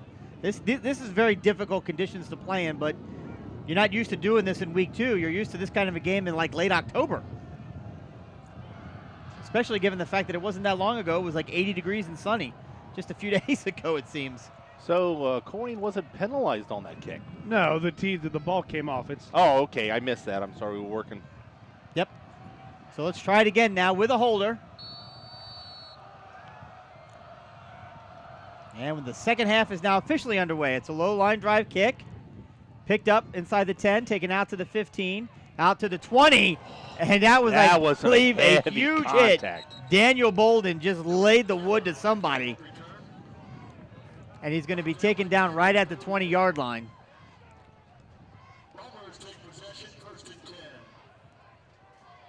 I tell you, Daniel Bolden, just a junior, good size, but got on kick coverage right there. And there was a slight seam that opened up, and there was some contact. Good to see both guys pop right up after a contact like that. So St. X Bombers going to take over just outside the 20-yard line. Well, almost directly on the 20. Yep, they're right on the 20, it looks like. So back to the shotgun. They had a couple troubles with snaps in this first half. Yep, snap is back. It's another high snap handoff this time, but met in the backfield. I believe that was Ivan Pace. They had him wrapped up. Falls forward for a 2, possibly 3-yard gain. Yeah, just a simple dive. Got to keep it conservative to start this half. Ivan Pace collapses from the outside, forces him inside, makes contact, but that is a 3-yard gain as we see the replay. Second down and 7. Matthew Fox on the gain. There's a snap back. Chase looks to throw. He throws it deep, and it's over everybody's head. Not sure who the intended target there was. Maybe number 11, but it falls incomplete. He was looking for Whitrock in the seam there. They go play action, collapse, and if that ball, I don't know if it slipped out of his hands. It goes a little high for the slot receiver, but if it's there, safety for the Colerain Cardinals was closing tight on Jakari Patterson. There would be more contact, though. So now it's 3rd down and 7 at the 23-yard line. The rain is coming down. Snap is back. Chase drops back, lifts the pass. It's a short pass. And did he hold on to it? No, he did not. Incomplete pass. Nice close there.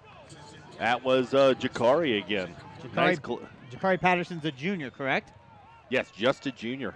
Tell you, good size. 6'1", 6'2" right there. He's going to 3 and out. Colerain Cardinals couldn't ask anything better right now with this first possession, to get the ball. Yep, defense picked up right where they left off, and hopefully they can get a good punt return here as they sit on their own 40-yard line. Snap is back, punt is up. And Fair catch. Yep, caught right inside, just past the 45, so I think the Cardinals will take over. 1st and 10 at about the 46-yard line. So great starting field position for this offense. Let's see what kind of adjustments are made at half. Brian, Brandon, your thoughts from an offensive perspective. What needs to change here in the second half to have a little bit more success running the ball? Honestly, a lot of stuff was going right up front with the front 5 in the interior. Maybe some better backside blocking. What really struggled at the times, they got some open plays, was the blocking on the edge by the wide receivers and the wing backs. Got to hold on to those blocks to spring some more big runs. And new wide receiver in the ballgame. It's Billy Cromwell. J.J. Davis in motion. Gunner takes it, fakes the handoff, keeps it himself. Runs it back up, ball's on the ground. I think Colerain fell on top of it. Got a little bit of look. Yeah, Gunner Leyendecker is hit just for about a 1-yard gain. That ball pops loose and gets in the feet of everybody.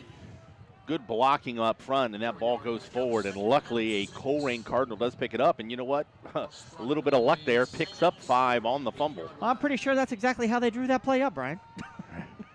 Learned that from the Los Angeles Raiders. Yep. They gained 5 yards, and that's how it works out. So 2nd down and 6 officially on the board. Got to hold on to that ball. This rain is not going to be friendly to any kind of attempt to run the ball. There's a handoff once again to the fullback. He still takes going it. forward. He's still going. He's got his hands on it. He gets all the way up. Let's see, at about the 48, maybe the 49-yard line. They're going to get all the way down to the 46. Deontay Smith-Moore. Yep, they take him down to the 46. Makes it a little bit more manageable. A 3rd down and 4. The Colerain Cardinals got a little options what they can do. They can run it and they can throw it here. Maybe 2-down territory, but they're going to be conservative with the ball, I would guess. Play the field position if you don't get it.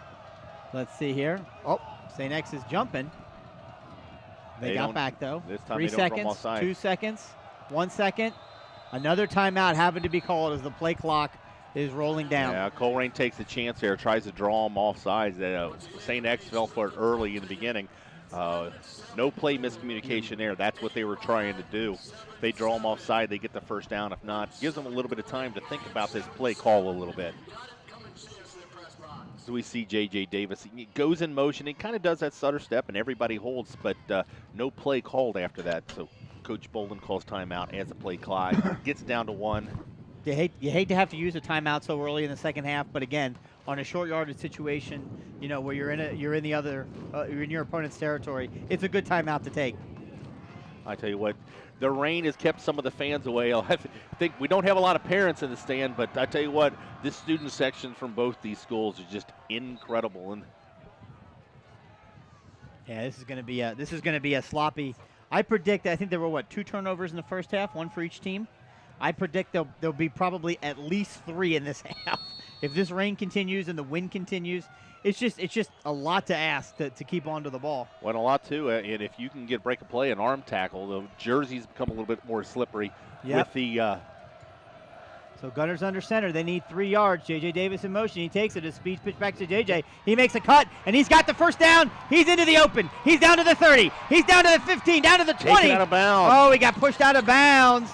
But J.J. Davis made 1 plant and took it upfield. No flags on the play. It'll be 1st down for the Cardinals all the way down to the St. X 22-yard line. We got a little a star in the booth, so come on back here a little bit.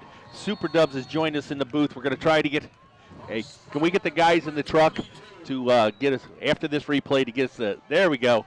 There's our special guest of honor tonight. So proud and Super happy Dubs. he's here. You're on TV, Albert. How you like that? Good? Okay. We'll hop down and we'll watch the game. See that? Give him a wave. There you That's go, the camera big right guy. there.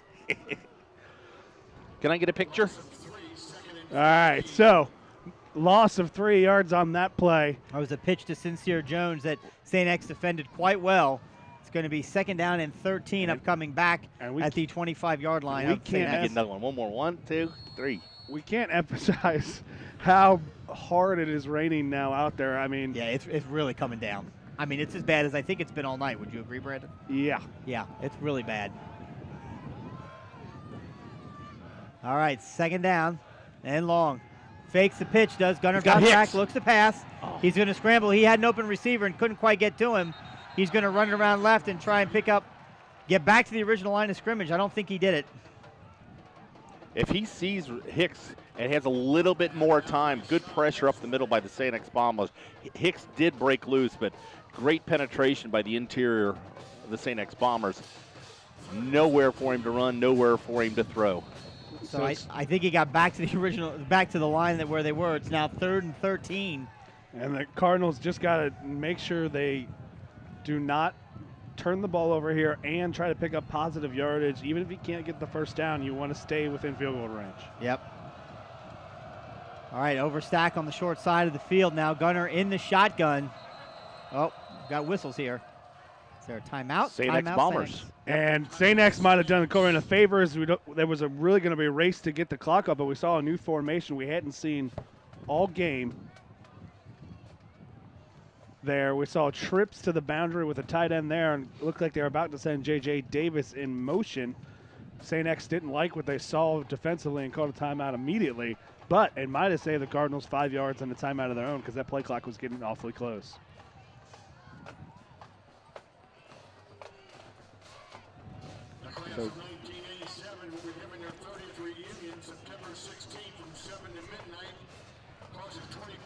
So, timeouts. Timeout St. X. Their first of the half. Both teams have used a timeout here early in the first half, or second half, excuse me.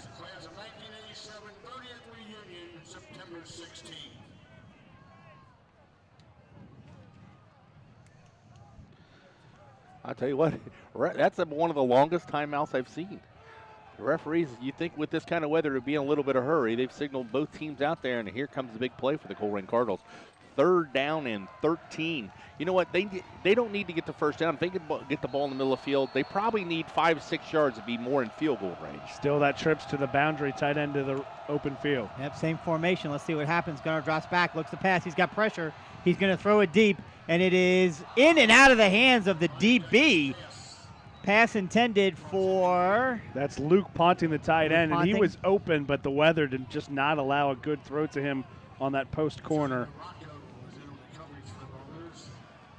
So looks like they are going to bring out the kicking team for the Colerain Cardinals. It's going to be a long field goal in this weather conditions, but we see with high school rolls, if he makes this ball even reaches the end zone, it's like a punt. So he would gain 5 yards even on a miss, but you don't want to miss it. So good snap, good hold. Let's make this kick. I honestly don't know how anyone makes a kick in this environment. Well, looks like right now he's got the wind a little bit at his back. Snap is back, hold is down, kick is up. It's high enough. It is good! What an unbelievable kick by the brand new kicker for the Colerain Cardinals. Put 3 more points on the board, and the Cardinals now lead St. Xavier 6-0 with 8:32 to go in the 3rd quarter. And we talked about earlier how St. X had kicker troubles and they had to go find a kid. Same thing here at Colerain. Coach Bolden didn't really have a definitive kid to be the field goal kicker. He went to the soccer team and he said, hey, guys, I need a kicker. So Chris Mangold, the player on the Colerain soccer team, is splitting duties between both teams. This is the first time he's ever been a Colerain Cardinal football player, and he is basically split time. He goes to soccer practice. He comes down for special teams. He'll go up to a soccer game, really balancing his time for the Colerain Cardinals, and has come through 2 times here tonight, this time in very torrential downpour, big wind, connects on the 42-yard field goal, and with 8:32 to play here in the 3rd quarter, the Cardinals have a 6-0 lead. And that's a big deal because, again, one slip, one bad tip, and it's a touchdown, and you can tie this ball game. But it means a field goal can't tie it, and it makes this at least 2 field goals in 2 possessions to tie this thing up. If field goals were all they could get, the defense has done their job so far, shutting out St. X, who scored 43 points last week. So far with the goose egg tonight. It's a low line drive kick. It bounces at the 15, the 10. Did that hit his foot? It looked awful close. The referee is right there. It's not. Nobody's arguing about it. So, yeah, from here it took a weird bounce, but, we're looking through rain-soaked windows. As we look to kick here, and it kind of takes a goofy roll, has a backwards spin, but no, did not touch him. So well, I understand the idea of kicking that ball kind of down in the corner area, but why do you just not kind of put it? If you're going to put it on the ground, is there that much? Well, you're trying it down the middle. What you want to trap it down there? That's where you're kind of you're designing the play. Yeah, you want to funnel all the guys. Less space for them to run. The less. Sure, but then you run this huge risk of now letting them start on the 35. It's an interesting decision. I think that you make when you make the decision you're going to kick it on the ground.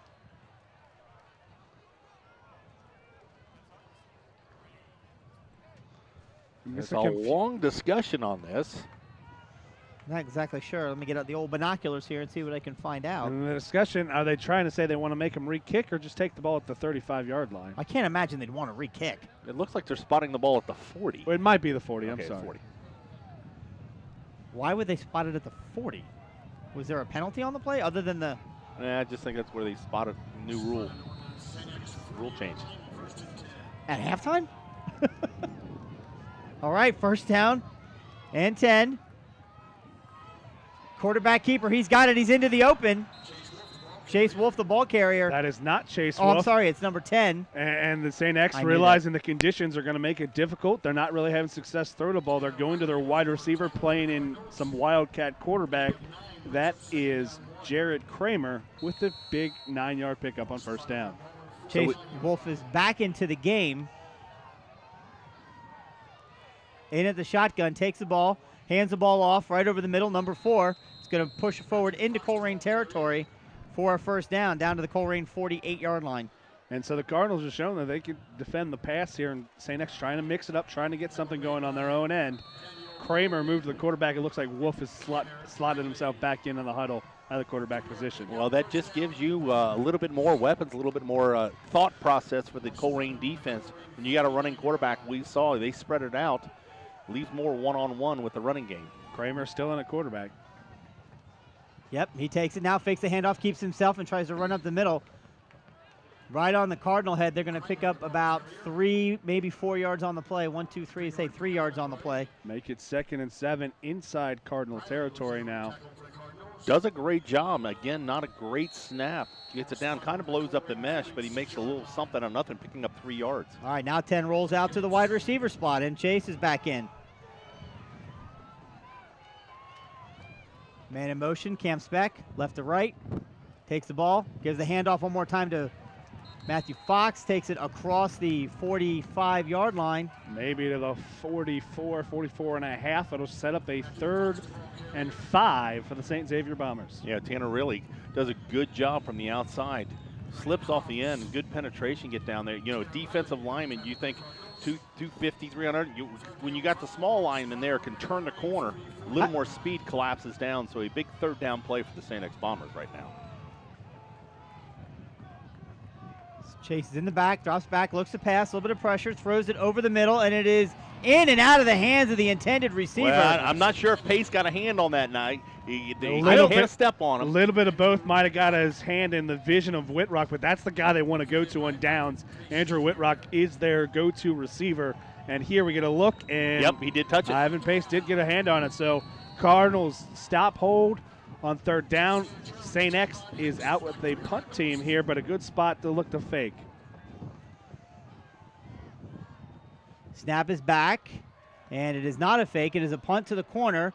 Sincere Jones catches it, bounces off of his chest, and he caught it. I don't know if it was stepped right out of his bounds. helmet. I thought it sounded like his chest, but either way, he was able to corral it and take it right out of bounds. Yeah. Okay. Well, that's that on-field mic. Again, this Cadillac production. So as we watch the replay, he top of the helmet. But, and really, he's catching that ball so it doesn't bounce and maybe into the corner, give up too many yards. But he did a good job of recognizing, I'm not going to make any plays. I'm just taking the ball out of bounds with me. But incredibly smart move for the junior. But a good kick. It's going to start Colerain deep in their own end at the 10-yard line. Colerain has not had the best starting field position tonight. There's no doubt about that.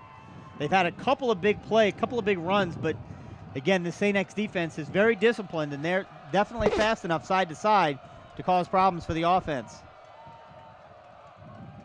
There's a handoff right up at the middle. Pace. Still on his feet. Ivan Pace has got it. He's running angry. He's wide loose into the open. He's got a caravan in front of him and some blockers. He's going to cut back across the middle and take it all the way down into St. X territory to the 44-yard line. First down, Cardinals. He is not going to run away from everybody. He's going to run through people and carry people. Good caravan up front. Just takes the ball up the middle.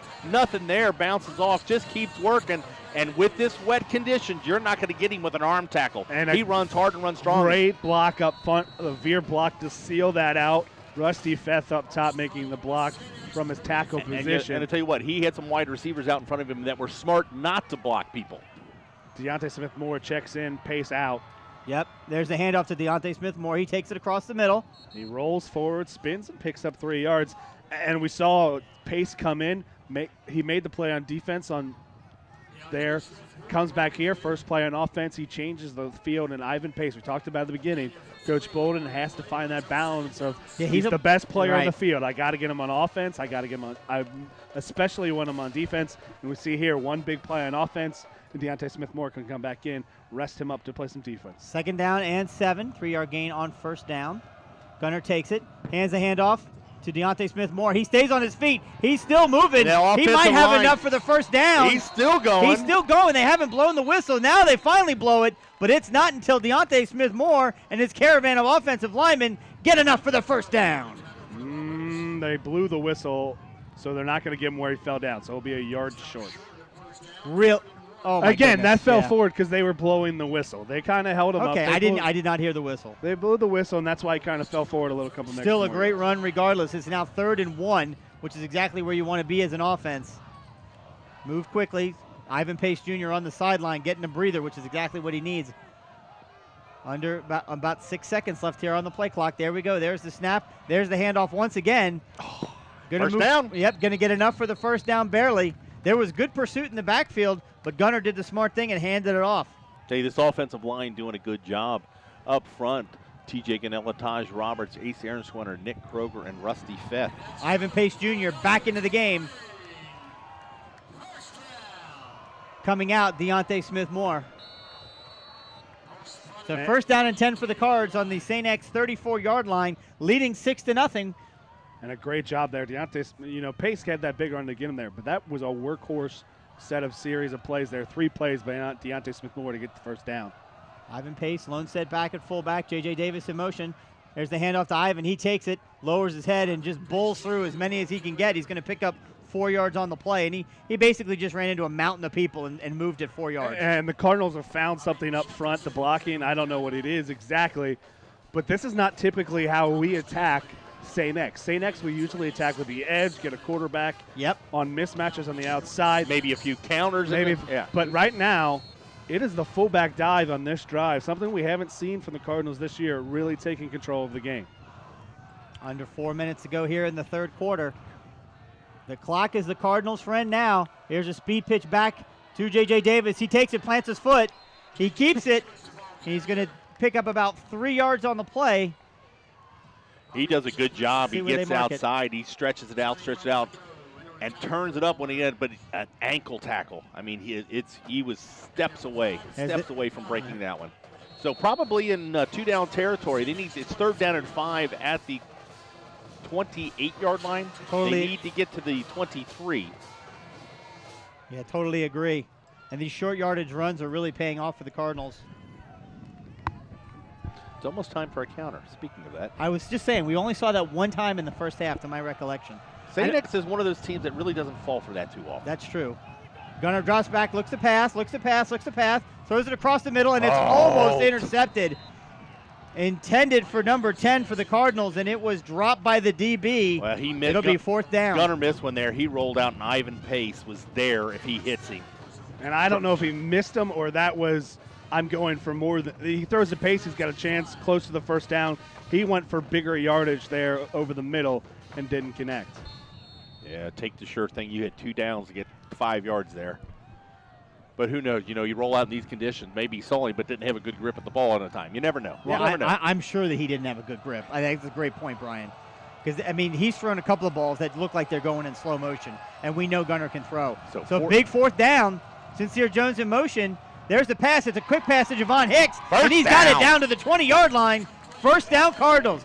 You know what? When St. X needs that big pass, they go to their guy, Whitrock. When we need that big pass, we go to our big guy, the UC commit, Javon Hicks. Well, I'm surprised they're giving him that much cushion knowing it's 4th down and 5. You'll give up.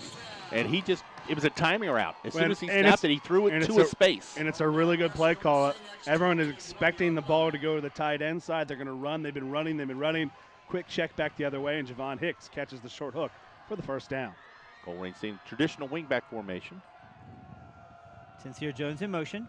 There's the handoff to the fullback. He takes it. He's met immediately at the line of scrimmage. They're going to give him, I think, maybe a yard on that. Maybe. And a good job on the backs. Again, backside making the play here. That was number 45, Thomas Kissling, getting the penetration from the backside and making the tackle. Yeah, Kissling, just the junior, 6'4", coming from the outside. Usually that weak side we see, he goes unblocked, and hopefully you get a crease up the middle, but he read the count well and got to the area, so he's 2nd down and 10. I think he got about a half yard, 9.5. 9.5. Under center. There's a counter. Hand off to Sincere Jones. He's into the open, stays on his feet, runs into his own blocker, but gets down inside the 15-yard line to about the 14. It'll be 3rd down and about 2. Great play call by Coach Tom Bolden on that. Again, there was just one tackle away. He runs into traffic right there, runs into his own man, Rusty Feth, out there blocking. Gets disrupted. Basically, the defender takes the blocker into the and slows him down enough, so good play. 3rd and 3, the big package comes in. Hudson comes in as the extra offensive lineman. Bolden's come in as extra blocking running backs. But look, they're not as fullbacks. They're in the wings. So they're going off tackle. So there's the handoff to Ivan Pace. He's got it. He pushes through. He's still on his feet. First down. He's down to the 10-yard line. He'll have enough for the first down. Ivan Pace once again running angry and picking up a first down for the Cardinals. And once again, they go right behind Feth and your extra lineman Hudson and Bolden, Dan Bolden, and lead it in just a simple off-tackle play to the left side. Hey, that's one of those, we're just bigger than you are on that side. You know, we've seen this big formation, and it's usually like the offset eye, and they're it's right usually a 3rd and 1 or at the goal line. That was 3rd and 4, and they brought it in and said, you know what, we'll go right at you. Well, I think they're dropping. Danny Bolden has some experience at the lower levels, playing a lot of fullback and running back. So, first down and goal at the 10-yard line. There's the handoff once again to Ivan Pace. He lowers his head and takes it down inside the 5-yard line. Be smart on the outside. Yeah, you saw that. There was a little Sincere Jones finishing a block, we'll say. But Ivan Pace runs through the first arm tackle. St. X goes for the strip. You go for the strip there, you're giving up couple extra yards. Does a great job covering up that ball. 2 hands on the ball. This just will runs be right the through last 2nd and 4 goal from the 4-yard line. This will be the last play of the 3rd quarter. Yeah, Colerain has really come out and done a good job this quarter. They're going to have to get a play off here. 15 seconds on the clock. Plenty of time. Both teams will have 2 timeouts heading into the 4th quarter. Straight I formation. Haven't seen this a whole lot tonight. Gunner takes the ball, hands it off to Ivan again. He's got it. He takes it all the way down to the 1-yard line, half-yard line. And with that, the clock expires. 0-0 at the end of the 3rd quarter. It's the Colerain Cardinals shutting out the St. Xavier Bombers 6-0, and they are knocking on that goal line door one more time as they begin the 4th quarter. Again, still with only the 1-score lead, Colerain in a key to get up 2 scores right here. Big, but you know, we've seen it time and time again, these neighborhood rivalries, it all comes down to the last few minutes of the last quarter. A lot of times the last possession. But what we saw in that quarter especially is St. X had it, 2-3 times? The clock. Twice, I think. Twice. Yeah. Colerain is taking control, and St. X can't come back and score if they don't have the ball. And right now we've seen 2 long sustained drives. One ended a field goal. This one we got 3rd and goal from the half-yard line. We'll see what comes out of it. But the Cardinals have taken control up front. You're taking 2 shots right here. You're not settling for a field goal. Field goal does you no good. A field goal. Yes, it does. A field goal makes it a 2-possession game. Yeah. As dominant as you've been up front, again, trust your horses. Well, but keep in mind, you've got a potential. If they fumble on the goal line, somebody picks it up and runs, nobody's going to stop them. 99 yards to the house. If they fumble on the goal line, we could fall on it the inside. True, but I'm just saying. There's a lot of what ifs. A lot of what ifs, but I take the field goal. But if you do, I take the field goal. You take the field goal. Stop arguing. There is no I'm argument. Just playing to the other side. There's If you no do get argument. stopped, Stop arguing. You take the field goal. You take a St. X has 2-possession got lead. it. No, done. You're done. Leave him Our alone. argument is Well, over. let me finish this. He's making a comment. Even if you get stopped on 4th down on the goal line, St. X has got to go 99 yards, and they're traditionally almost all their offenses run out of shotgun formation. They've had troubles with snaps. I don't disagree with any of that. That's just. But I'm just saying I don't leave points on the field. But just the quarter there, Colerain had the ball for not over 9 minutes, just under 3 minutes of possession for the All right, Bombers. here we go. Well, and it was here we go. 3rd down. And it was 15-8 in the first half, so it's 3rd down and goal. Somebody watch the guys in stripes. they've gone big up the wings Yep, again. hands off to Ivan Pace. He's into the end zone. Touchdown, Cardinals! Ivan Pace Jr. for 6 points. And the first touchdown of not only his varsity career, but the first touchdown for the Colerain Cardinals this season comes on the first play in the 4th quarter, and they now lead 12-0 over the St. X Bombers. First varsity offensive touchdown. Yes. Ivan Pace did have a defensive touchdown in his very first career start as a sophomore against Warren Central. But here, he set up See, this that's big. why we have my son here. I remember that. It was a. I remember it now that he's I'm told not sure me. that it was a. I mean, it was a. I don't know how legit that touchdown was, but the refs gave it to him, so we'll give it to him. This drive started on your own 10-yard line. Are they going for 2? That would make it a, yeah, why not? They were going for 2, and somebody called a timeout there. Did they?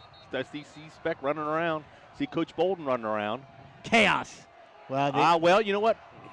Coach Bolden, I think, wanted to run a play, and the referees I think that's what it was. didn't place the ball. Well, here's the thing. You have he allowed St. X to substitute because St. X substituted for expecting an extra point. Now, granted, if the offense substitutes, the defense is granted the right to do their own substitutions. But it's an interpretation of the rule. Either way, they're going for 2 points. Well, I don't see you doing anything different than running hard over that left side, although you don't have the big package in there. Yeah, Gunner at shotgun. He rolls back. He's going to look to throw. He's going to take it. He's going to throw it into the end zone, and it is caught for the 2-point conversion. J.J. Davis. Again. And the Colerain Cardinals are up 14-0. Nope, Sincere Jones. Oh, my apologies. I'm sorry, Sincere.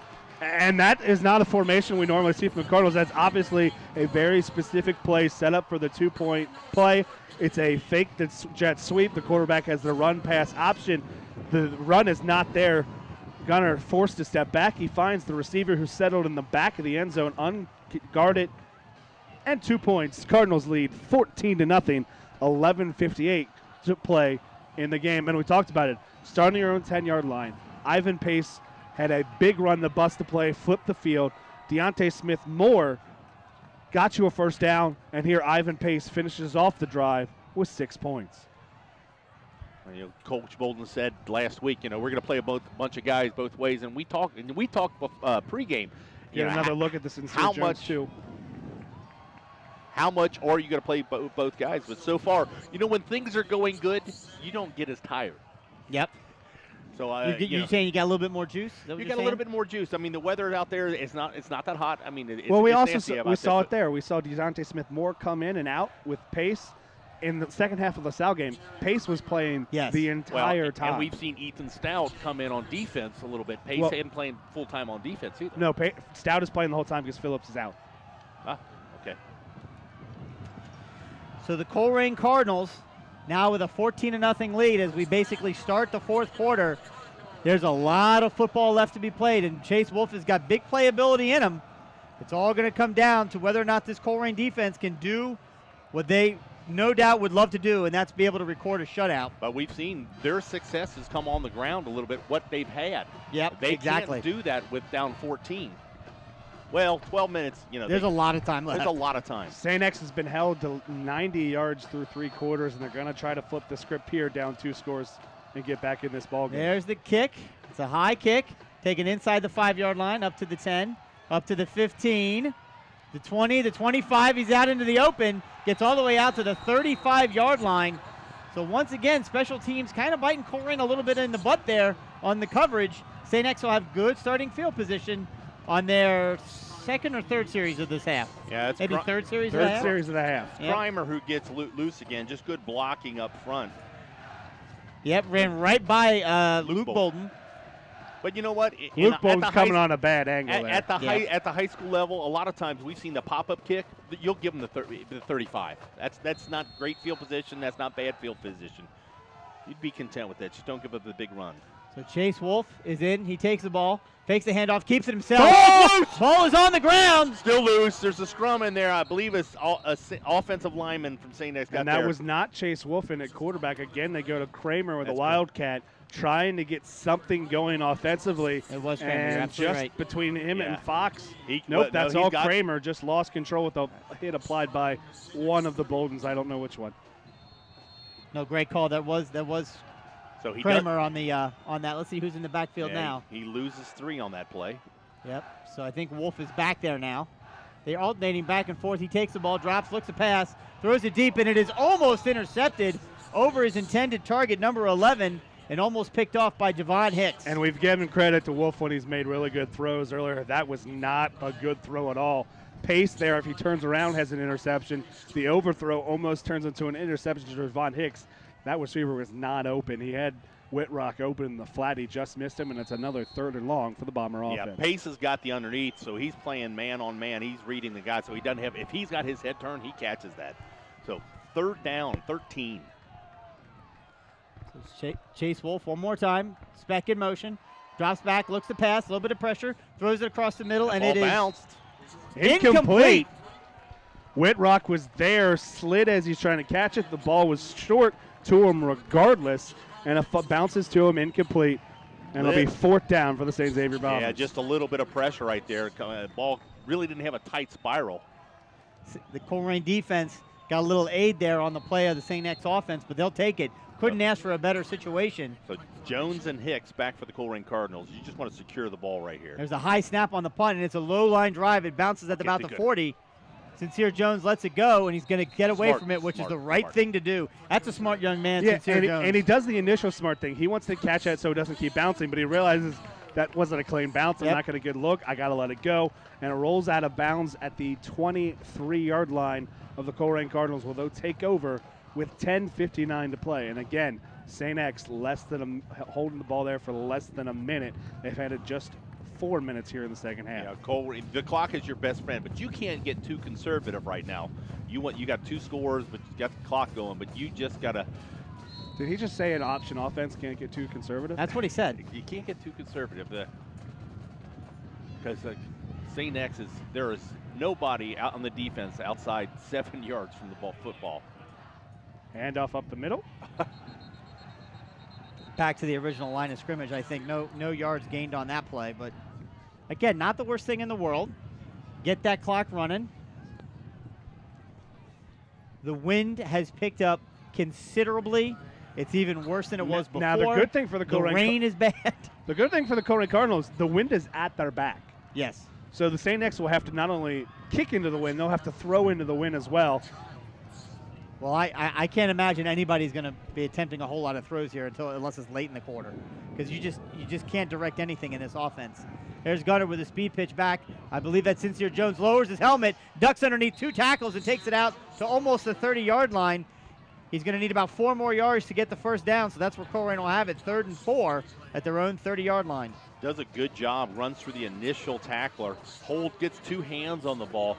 Nice collapse there by the defense of Thomas Kiesling. Tries to strip the ball, but a big run. Sincere Jones picks up about 6, makes it a 3rd down and 4. Ivan Pace checks back in a fullback. Do what you can here, run wide. St. X has everyone stacked in the box. Play calling a little bit more clean here. Gunner taking some ownership under center. J.J. Davis in motion. Gives the handoff to the fullback, takes it. He's up.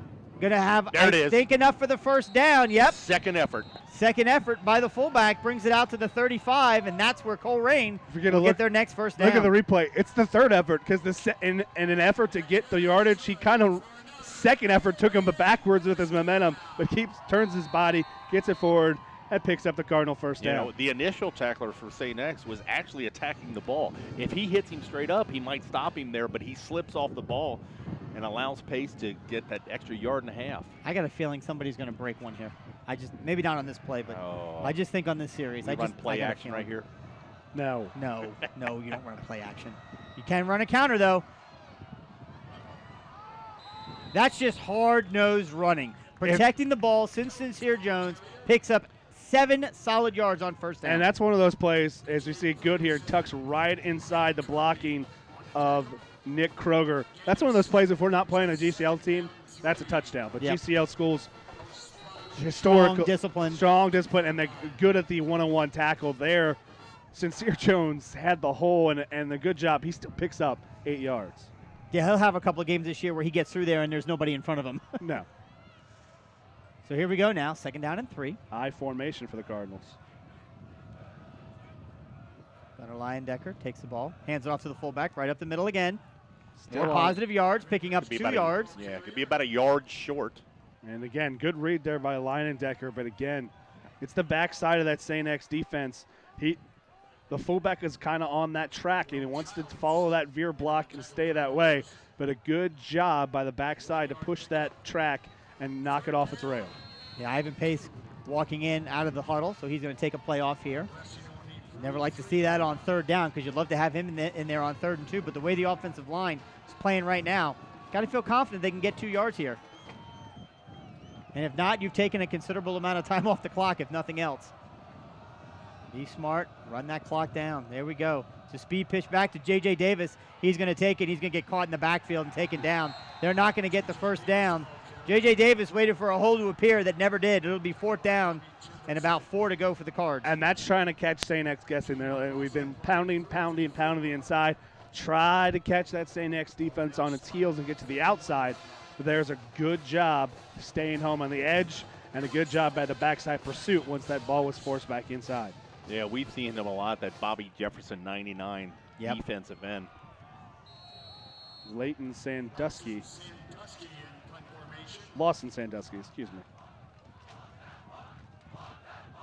St. X appears to be setting up for a punt with everyone on the line of scrimmage and only one man back. A throw to the tight end would be wide open, but you're not doing it here. Snap is back, and St. X brings the house. There's the punt. It's a good punt, and it's back and caught at the 20-yard line, taken up to the 25, taken out to the 30, and that's where St. X will take over. 6:32 left to go in the game. St. X trails Colerain 14-0. Both teams have 2 timeouts remaining. Really good tackle there by 2 offensive players combining there on the legs. Luke Ponting, Josh Huber, and Josh Huber combining on the special teams tackle. So with 6:32, X gets the ball, and they have done little to nothing here in the second half, trying to get something going, down 2 scores. Chase Wolf in at quarterback. He takes it, fakes the handoff, keeps it himself. Ivan Pace Jr. tracks him down for about a 1-yard gain on the play. Ivan Pace is going to get credit for the tackle, but again, we talk about how undersized they are. This is a great play by Brendan Hobbs and Tanner Reel, holding that line up and letting the linebackers clean the play up. Drops back to pass, he does, and it is complete to Whitrock, who takes it out to the 40-yard line, stays on his feet, although he did go out of bounds. Got enough for the first down, got it out to about the 43-yard line, and a 44-yard line. Good job by the St. X offensive coaching staff there. That was the play earlier where Wolf threw to the wrong receiver and nearly threw an interception. Yep. This time he finds Whitrock in the flat, who picks up the first down. So first down for St. X. Clock stops, of course, on the first down. Here we go. 2 receivers to the top, 2 to the bottom. Snap is back. Chase looks to pass, got some time, throws it across the middle, and it is complete. Enough for the first down. Down to the Colerain 42-yard line. Yeah, clock stops. Kramer with the change with the catch. Snap is back. Not a lot of pressure on him. Pass is incomplete. Intended for number. That's Kramer. Is that again. Kramer out there? Yeah, Yep. Kramer, just good. They went no huddle, tried to catch Colerain sleeping a little bit. You got play called after play called. So once that's set, and then just a timing route to the out. Chase Wolf has just been a little bit off on that. Yeah, I don't know if it's the weather, because that's just a simple, I'm going to take one step, look, throw the sidelines. That play they probably run 100 times in practice, and this time he just sails it a little high. So Wolf, yep, he stays in the game. I'm sorry. In hurry-up mode now. Chase Wolf drops back, looks to pass, a little bit of pressure. Good play by the offensive line. Danny Bolton gets around Bolton. Look at Chase Wolf running, still on his feet. Going to have enough for the first down. Well, I guess we can dispel that rumor that Chase Wolf can't run because he just ran through about 6 Colerain defenders to pick up the first down. Yeah, we heard some from this Colerain stands, a couple people screaming for a holding, but to give credit to that offensive line, gives him enough space to get out those scrambles for the first down. It took Ivan Pace to finally bring him down. Chase Wolf drops back, throws, catch is made.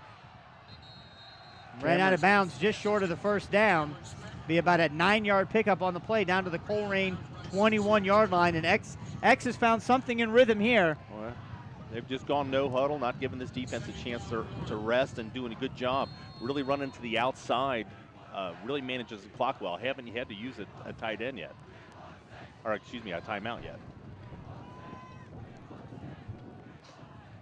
And I think so second down and 1, ball spotted at the 21. This is Chase Wolf's ball game now. He's got to try and find a way to will his Bombers back. Drops back to pass. Gracious throws, and it is complete to number 11, who takes it into Colerain territory even deeper, down to the 10-yard line for another Bomber first down. And the St. X offense is moving here with almost no resistance. And it's just that same play. One wide receiver runs deep, the other one kind of comes down in the flat in the open spot in the zone, and that's another Bomber first down. Yeah, Colerain's defensive back just playing a little bit loose. They'll give them the underneath. You're up 2 scores. Give up the 5-yard out, but don't give up the big play, and St. X is taking advantage of it right now. First and goal from the 10-yard line.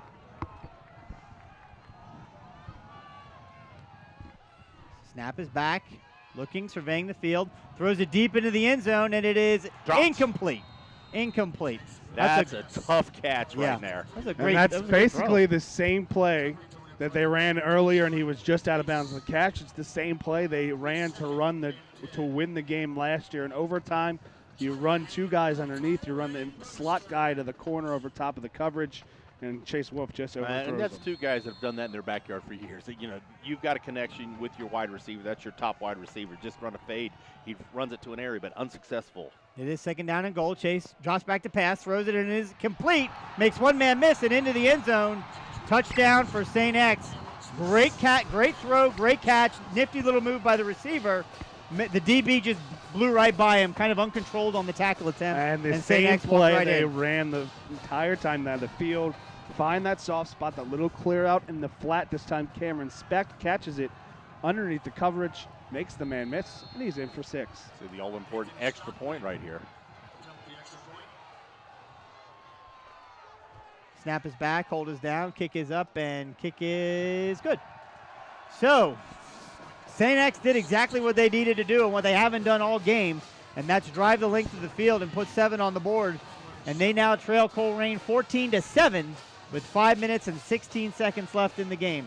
Both teams with 2 outs remaining. 2 timeouts, yes. Timeouts remaining. It'd be interesting. Is it too early to go for the onside kick in this kind of weather? That ball's going to be slippery for anybody. It's never too early. It's never too early for Coach Speck. He absolutely would do that if he thought that he had an up team that could make something happen. So see if Coach Bolden puts his hands team up front. He's at least going to make his front line aware and ready for it. But I think Coach Speck here is going to kick it deep, try to keep the Cardinals back deep, try to play good defense, try to control the field position and set his offense up for success. I was about to say, Colerain short a man in the middle. If they were going to attempt an onside kick, that was when you only got 4 guys up front. But, you know, you've got a kicker that hasn't been with the team. He got with the team late. Not a lot of experience. Does he have any experience with the onside kick? Yeah, but Danny Stock is a very good athlete. He is a Division I lacrosse recruit for the Bombers. And not just any lacrosse, right? Isn't it like it's either Delaware or Montana maybe? Yeah, like it's that? a fairly high level. Yeah, lacrosse program, no question. So here we go. He approaches it, gets his foot underneath it, and it's a high kick, and that's that's going to travel into the end zone. Wow. Colerain will take over. Well, who knows with the wind? And like you said before, you get a little bit of extra juice when things are going your way. Yeah, and an impressive kick for a guy that had never kicked until this year. Into the wind, too. Into the wind, takes it 3 yards deep. So Colerain's going to start on their own 20. 5:16 left to play, clinging to a 14-7 lead. St. X with 2 timeouts left. Colerain has really dominated time of possession pretty much the entire game. They could do themselves proud and do themselves well by having a couple of first downs here. Yeah, absolutely. So under center is Gunner. He takes it, hands it off to the fullback. Some pushing and some moving. They're still going. They finally blow the whistle after about a 2-yard gain. It's going to be a little more than that. It's going to give them officially 3 on the play. That would be incredible because the longer they let that pile move, the more that clock just ticks down. And I know St. X has got 2 timeouts, but St. X having that long, sustained drive to score kept Ivan Pace on the field on defense a long Well, it time. also kept Sincere Jones and Javon Hicks on the field as well. And Sincere Jones has been very dangerous in the backfield. So Deontay Smith-Moore at fullback. Sincere Jones dotting the I in the I formation. 2nd down and 7. There's the handoff once again to the fullback. And once again, St. X's defense is right there. I appreciate all that. I do. He's going to pick up about another yard on the play. Just it's becoming a little predictable.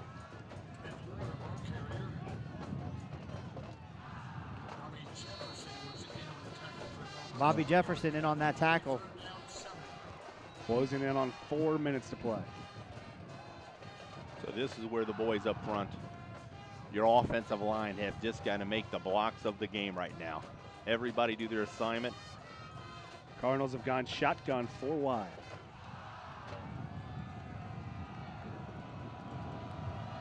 Don't expect to pass here. Gunner drops back. And he does exactly what I thought he would do, just tuck it and run with it. Not going to have enough for the first down. Stays in bounds, though. But he stayed in bounds. The clock's going to run. And he's going to be, what, a yard shy? 2 yards shy? 4 yards shy. 4 yards shy? Needed to get to the 30. Got about little to the 26. And a good job of the St. X defense. They know the Colerain's not going to throw deep, so they jumped on those quick routes. Cardinals looking for a little quick, little hits, little flat route to get open. Wasn't there. Gunner linebacker tucks it down, tries to make something happen. But the X defense is there. As you said, Brian, these games go down to the final minutes of the final quarter. Every time. Every time. People have stuck around getting their price of admission worth. Absolutely. Get a good snap. There we go. Not a great punt at all. Picked up and tackled immediately. Good play by the Colerain defense. Yeah, that's one of those plays where you're like, what is he doing? But it's probably the right play. Cameron Speck kind of tried to fake everyone out like he wasn't going to catch it, but then does. He stops the bounce and holds the ball. X takes over at their own 40. He's done a great job of that, but he's got some good bounces so far. 40. Who? What is the official Speck spot? on Yes, 40. he has. Yeah. Last week we got a few good bounces. Exactly. You never know. I mean, the ball's not round. So 1st and 10 Grass on the is wet. 44-yard line. So still 2 timeouts left, just under 3 minutes to play. Time needs to do something a little bit differently here. Drops back. They're going all pass at this point. Try and get some pressure up the middle. Chase Wolf rolls. He's going to run out of bounds, but he's going to run out of bounds, losing 3 yards on the play. You'll take the 3 yards to stop the clock. Well, honestly, at 3 minutes, though, and 2 timeouts, I don't think the clock is as big as not throwing the ball or turning it over at all. Totally. Yep, that's a great point, Brandon. 2-yard loss officially on the play. 2nd and 12. Clock is stopped. 14-7. Colerain leads St. Xavier in what has been a rain-drenched wind game that has just been unbelievable to watch. Here we go. 2nd down and 12. Snap is back. Chase drops back. It's a quick pass. Caught by number 12, Whitrock, and then tackled right at the marker, or just past it. Yeah, it's going to be 1st down at the Colerain 45. Just a little seam route. Just finds a little space. A perfect throw.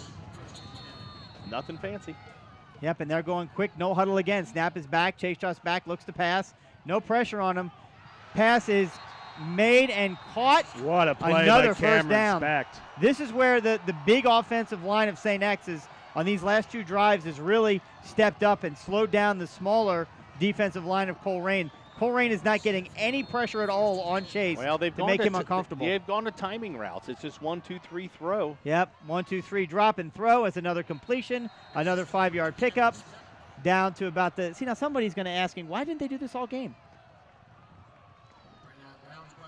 Because time, distance, situations, they all change the way things are approached and attacked. Yep, 2nd down and 5 at the Colerain 29-yard line.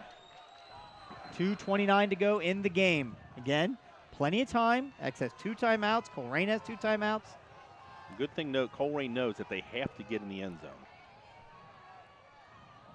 Snap is back. A little bit of pressure.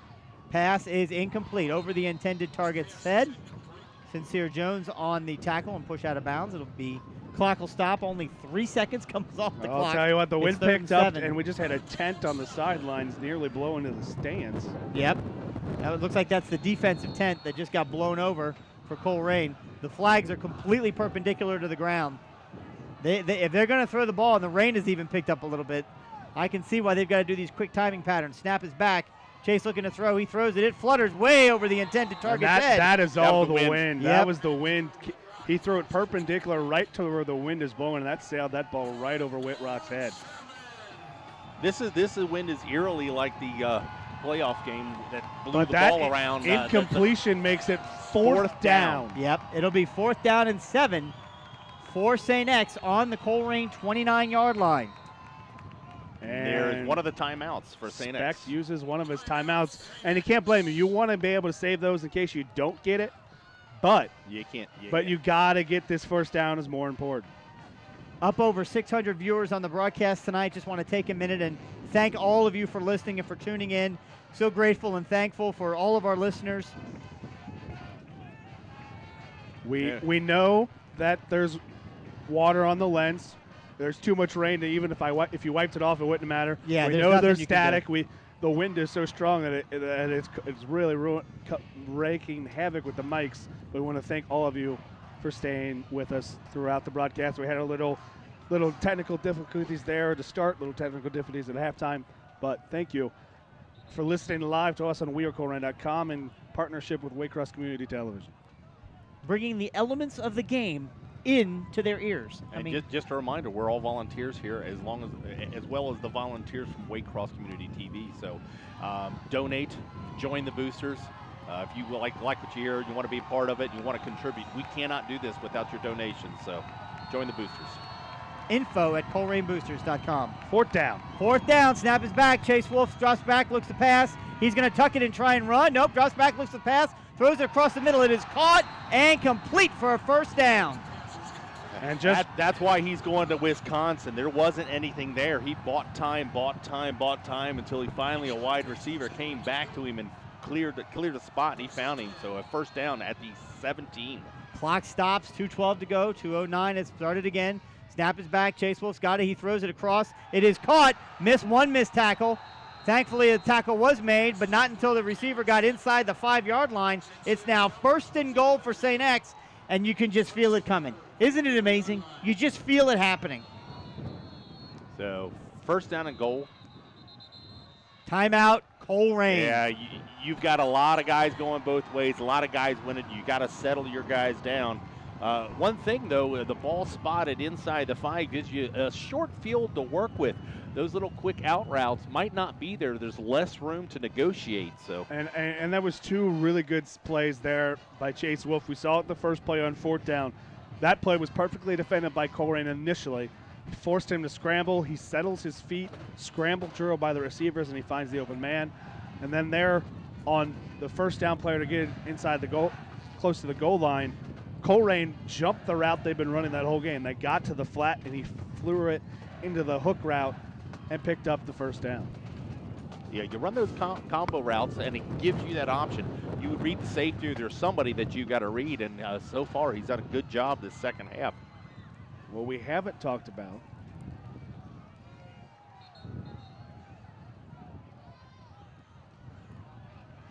What haven't we talked about? I don't want to say it. I'm not going to say it it yet. Oh, wait for that to happen. You're going to hold it, huh? Yeah, hold on to it now that I realized it. Okay. So 1st and goal for St. X. Ball at the 3.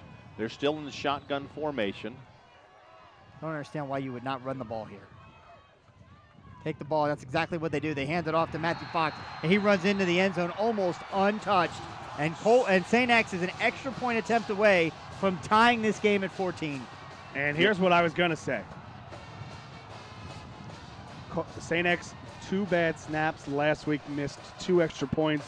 And in these elements, it'll be a very difficult kick for the player who hasn't played football since middle school.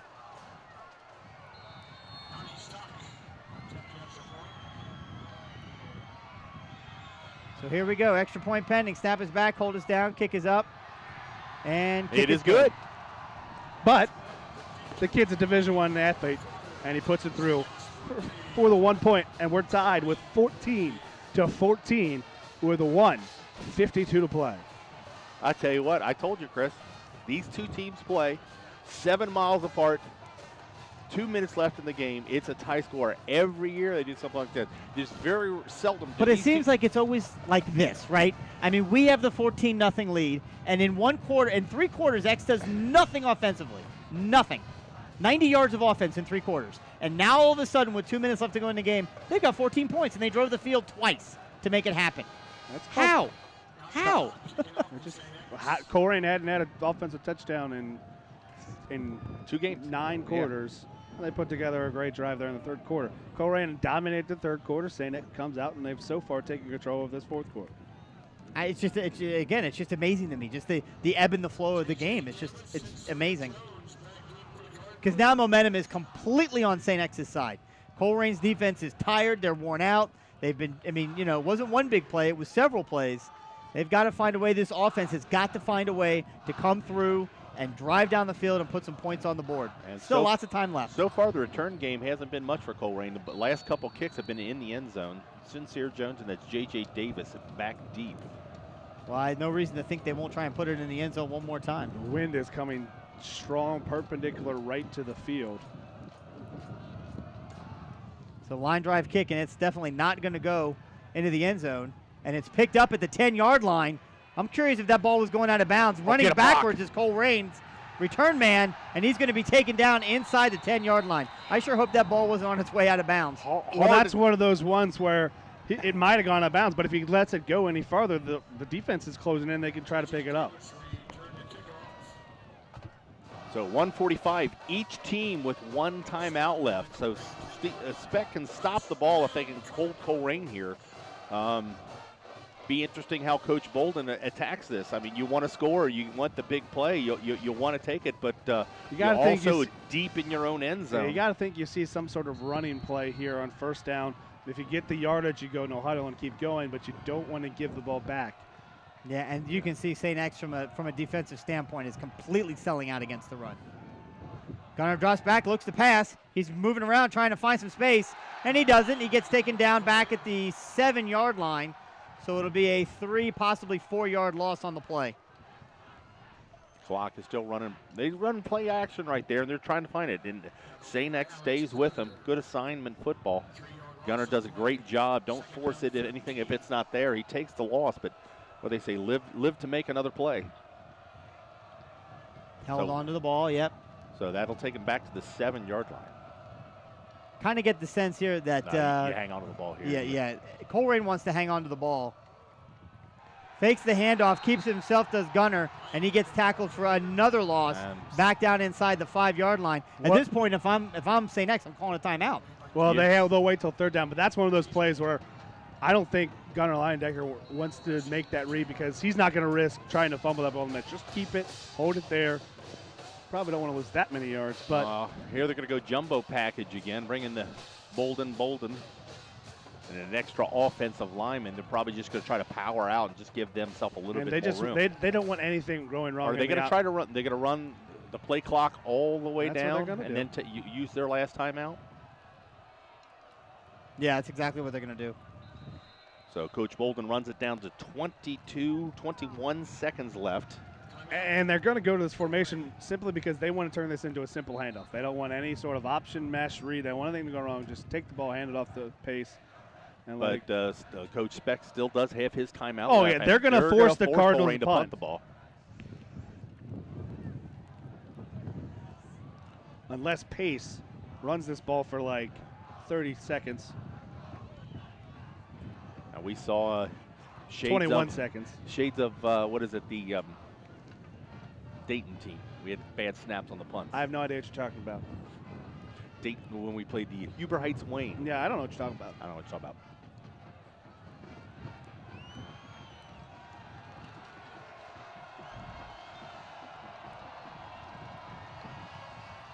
I tell you what, I wouldn't want to be outside in the elements, but I tell you what, both student sections of fans are just incredibly stuck with this game. They're as loud as they've ever been right now. Colerain on their own 3-yard line, brought in the jumbo package. Yeah, there are going to be a lot of sick kids tomorrow, I can tell you that. The weather is just terrible. So under center is Gunner. He takes it off, and it's a handoff to the fullback. Takes it right up the middle, out past, or right at the 5-yard line. And St. X, of course, immediately calls a timeout. Be 14 seconds remaining.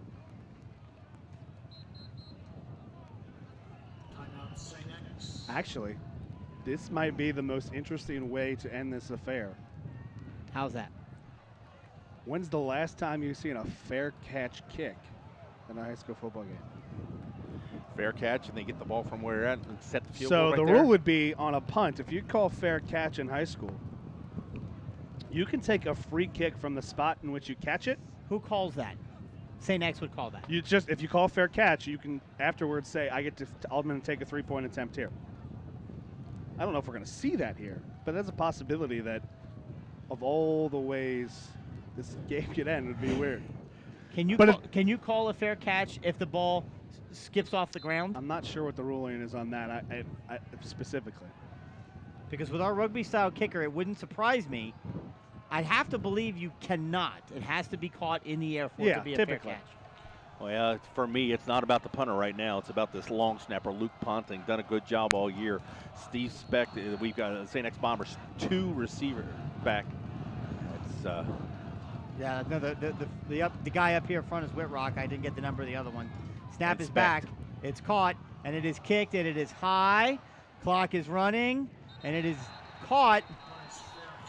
Fair caught. Only at the 25-yard line. 7 seconds.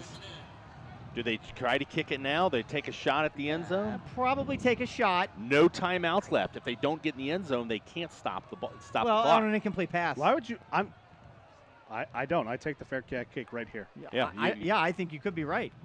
And I think that's exactly what Coach Speck is over there telling his team.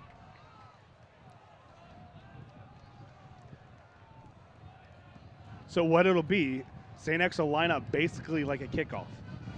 But a kickoff from the 25-yard line, if it goes through, it's 3 points. So they're going to so this is not a field goal attempt. So it's a free kick, but essentially it turns into a kickoff. So the Cardinals will have to be 10 yards back. So they'll have to be all the way back at the 15-yard line. I believe it's at 10. It might be just 5. Well, this is very interesting. This is very interesting. Just when you think truly you've seen every possible way for a Colerain St. X game to end, this happens. And if you're St. X, this is the way to do it because Colerain can't rush on this. So they basically just have to, the defense just has to stand there. Right. There's nothing Now, they if can he do. misses this, Colerain can return it. Well, let's see. He has the kicking tee out. Well, and immediately dropping back into the end zone for Colerain is number 2, Javon Hicks. Yep, the kicking tee is out there. And you know what? He's almost better at kicking off as he is at the field goals. I'm sure there are tons of people in the stands right now that are very confused with what's going on. It's a fair catch, free kick. So Again, this is a high school rule. So he has an opportunity. If he kicks the ball and it goes through the uprights, that's 3 points. And Colerain, to your point, Brandon, cannot rush.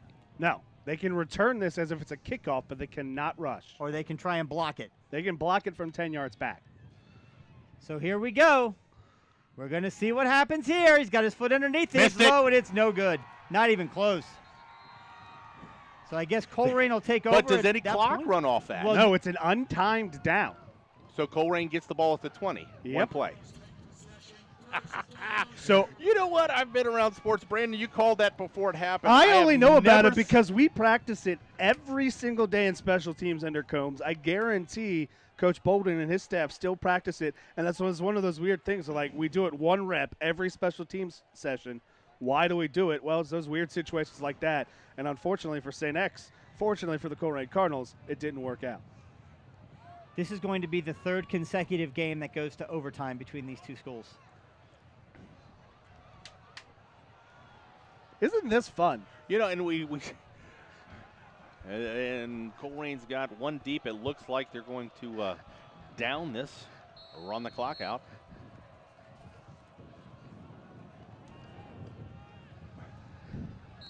Hey, guess what? Hey, it went off sides. It can't end that quickly, can it? But you know what? I've heard Coach Speck and I've heard Coach Bolden both say this. When these two teams played, where else can you spend, what is it, $8 to get in the ball game now? $7 pre-sale. $7 pre-sale. You get a game like this in an atmosphere like this, in a community like this. Hey, guess what, guys? We're going overtime again. Why not? Dear Lord. Chris not? Chris is on the verge of cardiac arrest over here. It's just exhausting. So, yeah, in the overtime rules, what is it? We're going to have a coin flip. If it was up to Chris, every game would be like 100-0, one way or the other. Nothing in between. We should score on every play. And if we're going to lose, we might as well give up a play. Yeah, every why time. even show up? Yeah.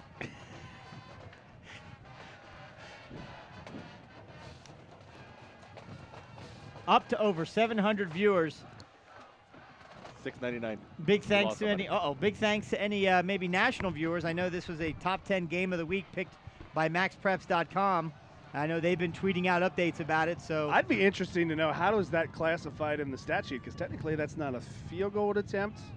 Well, the stat guys are The right stat over guys here. just gave me, I don't know, look. So No, that was we know exactly what to do. I would have to consider that. I would consider that a field goal. what's a attempt. free kick It's a free attempt? kick attempt. It's not a field goal. But you're kicking it at the field goal. But special. We get to do all this and see a great game. But special thanks with this weather and even the wind. It looks like it's picked up even more. All of our volunteers that are standing out here from Waycross Community Media. Thank you guys. We see one of our camera crew out there watching the coin flip. Some of you guys are standing on the roof with cameras, and some of you guys, thank Tony Suarez and his entire crew for coming out and helping us showcase our student Couple athletes. finals elsewhere in the GMC. Mason defeats Withrow 55-0. Centerville defeats Lakota West 42-21. Princeton falling to Springfield 21-10. Fairmont defeats Hamilton 22-6. And we await the coin toss here. St. X has won the toss and gets the choice. So Colerain will get the ball first. Colerain will get the ball first with the, well, it's hard to say at the wind at the back. We pretty much is going left to right, pretty much across field. All right. So it's an interesting dynamic when you win the coin and toss. Do you want the ball first and set the precedence, or do you play defense and stop them and know what you have to do? So last year, the first overtime game, we came in, scored a field goal on our opening drive at overtime, and then blocked the field goal attempt from X. And then last time we also had the ball first. So it's 3 straight times overtime, 3 straight overtime, starting with the ball with overtime. And in this case, last year, Colerain did not get any points, and St. X scored a touchdown to end the game. So here we are in overtime, tied at 14. Colerain will have the ball first at the 20. They've got to find a way to get this offense to move. Gunner drops back. It's a counter to Sincere Jones. He takes it up to the middle, down to the 15-yard line. So 5-yard pickup on first down. He got what he wanted on the first down. Yep. 5 yards. Nice tackle. We've seen that counter a couple times. It's been successful. Ivan Pace comes in. Deontay Smith-Moore, DSM 2.0, comes out. Thomas Kessling on the tackle right there. He's been all over the place. Gunner under center. J.J. Davis and Ivan Pace Jr. in the backfield. Ivan Pace Jr. gets faked the handoff. Gunner takes it, spins, stays on his feet, keeps moving. He's going to pick up about 2 yards on the play. It'll be 3rd and about 3 to go. You know, Colerain, year after year after year, usually your top rusher has been your quarterback. St. X has done a great job making Gunnar Leyendecker either hand it off or make the pitch. Been very unsuccessful himself running the ball. So a 3rd down, let's call it about 3, almost 4 They're yards. on the 13. Yeah, they need to get to the 10. Yep. So it's a short 4 or a long 3, however you want to call it. Gunnar under center now, takes back once again with the counter, gives it to Sincere Jones, and he's tackled by number 38 for St. X. Gets back to the original line of scrimmage, maybe picks up a yard, but it's now 4th down, and on comes the kicking unit. As Michael Brown from the weak side just collapsed, he saw Colerain goes to the well one too often with that counter. Sincere Jones is going to come up limping, and that takes away one of your defenders also. Sincere is one of those two-way players. That's Gunnar Leyendecker helping his tailback out off the field. That could be an absolute killer. So for Colerain. Mangold is in for Colerain. Pretty much center of the field. You couldn't ask for a better spot to kick from. Snap is back, hold is down, kick is up. It's a low kick, but it is good. It doesn't get any uglier than that. But it does get uglier than that, but we might have saw an uglier field goal a couple years ago to beat St. X and St. X. Yeah. But that doesn't matter how pretty they look, they go through. So, after one possession of overtime, Colerain leads 17-14. Now St. X will have the ball. They'll have the opportunity to either tie this game with a field goal or win it with a touchdown. Colerain wins if they stop St. X.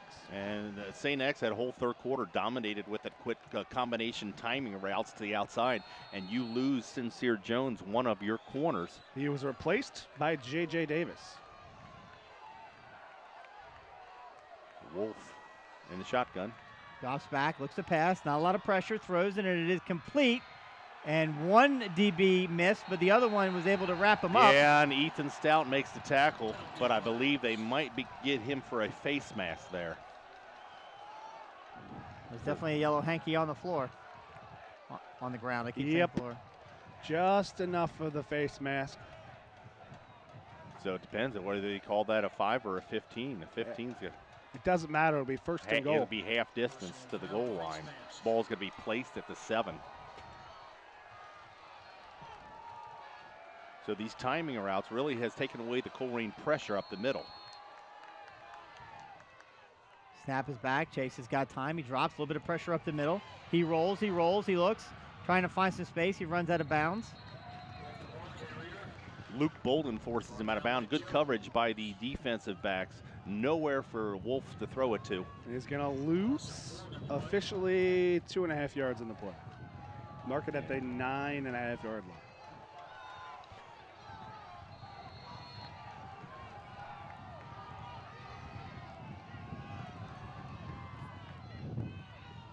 Takes it, runs it, not into the end zone. They get it, mark it down at the 1.